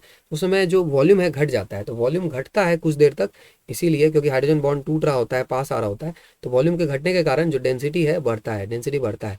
लेकिन एक टेम्परेचर आने के बाद, उसके बाद जब हम टेम्परेचर बढ़ाते हैं तो ये हाइड्रोजन जो मॉलिक्यूल जो टूट गए थे वो अब अलग होना चालू करते हैं, यानी अब फैलना चालू करते हैं, एक्सपेंशन होता है, और एक्सपेंशन होता है तो वॉल्यूम बढ़ता है, वॉल्यूम बढ़ता है तो फिर डेंसिटी घटता है, ठीक है। नहीं, सबसे ज़्यादा डेंसिटी कब होता है, सबसे ज़्यादा डेंसिटी 4 डिग्री सेल्सियस पे होता है। तो यहाँ पे देखेंगे when water is heated from 0 to 4, density क्या होता है, डेंसिटी इंक्रीज करता है, खत्म।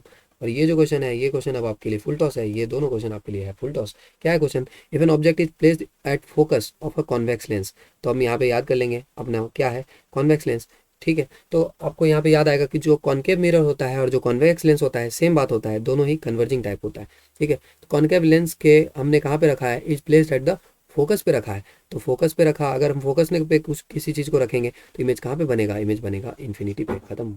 विच of the following statements about the aperture of a convex lens is correct. तो सबसे पहले अब हम समझ लेते हैं किसको, एपर्चर को। एपर्चर क्या होता है, तो देखो अगर हमारे पास यहाँ है अपना ये कौन सा मिरर है, ये है कॉन्वेक्स मिरर, ठीक है, ये हमारा कॉन्वेक्स मिरर है। तो कॉन्वेक्स मिरर में ये जो पॉइंट है ये हमारा होता है, इसको हम कहते हैं पोल, इसको क्या कहते हैं, पोल। और ये जो पॉइंट है इसको हम कहते हैं सेंटर, सेंटर ऑफ क्या, कर्वेचर। और ये जो है हमारा होता है रेडियस ऑफ कर्वेचर। तो जो एपर्चर होता है जो टोटल एरिया जहाँ से लाइट फॉल करके रिफ्लेक्ट हो सकती है, जहाँ से लाइट आ सकती है, वो होता है अपर्चर। तो यहाँ से यहाँ तक मैंने एक लाइन को ड्रॉ कर दिया जो कि मिरर के ओवरऑल साइज के बारे में बताता है, उसको हम बोलते हैं अपर्चर। आपको याद आएगा कि for mirror of small aperture, हम स्मॉल अपर्चर के मिरर के लिए R बराबर 2f रिलेशन ये यूज करते हैं, ठीक है। तो जो अपर्चर है ये दिखाता है कि कितना बड़ा साइज का मिरर है, ठीक है। इसका और भी किसी चीज़ से कोई लेना देना नहीं है, रेडियस वगैरह से, ठीक है। अब हम वापस आ जाते हैं, इस क्वेश्चन को करते हैं। क्या अपर्चर ऑफ मिरर जो है, क्या it is equal to the radius of curvature, क्या ये रेडियस ऑफ कर्वेचर के बराबर होता है? नो। सो आपने फोटो में देखा, this is the aperture of aperture and this is the radius of curvature, they can be different. So पहला ऑप्शन हो जाएगा एलिमिनेट। उसके बाद दूसरा हम करते हैं, दूसरा क्या है, it is equal to its focal length, गलत बात। दूसरा क्या है, it is independent of its radius of curvature, ये हो सकता है। It is equal to half of its focal length, half of its focal length, तो आर इज इक्वल टू होता है 2f, फोकल लेंथ r/2 होता है ना, फोकल लेंथ, ये तो कुछ भी ऑप्शन नहीं, खत्म। अपर्चर का कोई भी लेना देना रेडियस ऑफ कर्वेचर से नहीं होता है। अपर्चर सिर्फ बताता है ये पूरा कर्वेचर कितना है, रेडियस ऑफ कर्वेचर से कुछ लेना देना नहीं होता है, ठीक है। It is independent of the radius of curvature, ठीक है। रेडियस ऑफ कर्वेचर हमारा कुछ भी हो सकता है ना। हम ऐसे बड़ा मिरर भी बना सकते हैं, इतना छोटा मिरर भी बना सकते हैं। अगर हम बड़ा मिरर बनाएंगे, है ना, तो रेडियस ऑफ कर्वेचर हमारा ज़्यादा होगा। अगर हम छोटा मिरर बनाएंगे तो रेडियस ऑफ कर्वेचर हमारा कम होगा, ठीक है। तो यहाँ पर हम देखेंगे ये हमारा ये अपर्चर होगा, यहाँ पर हमारा ये अपर्चर होगा। तो कोई रिलेशन जो है हमारा रेडियस ऑफ कर्वेचर और अपर्चर में है नहीं, ठीक है। हम तो इसको इंडिपेंडेंट मानेंगे रेडियस ऑफ कर्वेचर के, ठीक है। तो हम अपर्चर चाहे कितना भी चाहे इंक्रीज करवा सकते हैं। आई थिंक आप इसमें आप समझे होंगे, ठीक है, कि इसको कैसे हम करके एलिमिनेट करके बना सकते हैं, ठीक है। It is equal to radius of curvature equal वाला बात, जो फोकल लेंथ वाला बात वो हो गया गलत, और हाफ ऑफ फोकल लेंथ वाला हो गया एलिमिनेट। तो हो जाएगा रेडियस ऑफ कर्वेचर के क्या होता है, इंडिपेंडेंट, ठीक है। क्योंकि इक्वल तो नहीं हो सकता है, इक्वल वाला केस हमने एलिमिनेट कर लिया, फोकल लेंथ के भी इक्वल नहीं हो सकता, ठीक है। तो क्या केस बच जाता है कि इंडिपेंडेंट हो जाएगा, खत्म। और कुछ बचा क्या? और अपने पास क्या है, ये क्वेश्चन है अपने पास, an object is dropped from a height on to a floor, which on the following remains uniform. एक ऑब्जेक्ट को ऊपर से गिराया गया है, तो भैया जब ऊपर से गिराया गया है तो वेलोसिटी तो चेंज करेगा, तो वेलोसिटी चेंज करेगा तो मोमेंटम भी चेंज करेगा, ये ऑप्शन गलत है। काइनेटिक एनर्जी भी चेंज करेगा, पोटेंशियल एनर्जी भी चेंज करेगा, ठीक है। Acceleration, acceleration due to gravity same रहता है। Acceleration due to gravity of the earth किस पे डिपेंड करता है? हलवा है आपके लिए, जी बराबर कितना होगा, Gm/r²। तो मास पे करता है और रेडियस पे करता है। क्या मास सिर्फ मास पे करता है? नहीं, रिगार्ड सिर्फ रेडियस पे, दोनों पे करता है, खत्म। तो यहाँ finally we have done it. जो हमारा पूरा फिजिक्स था एनडीए के लिए, सीडीएस के लिए, हमने कर लिया पूरा कवर, ठीक है। फिजिक्स किसके लिए? सीडीएस के लिए, एनडीए के लिए। तो अब इसको आप करो revise and it's over and out from my side.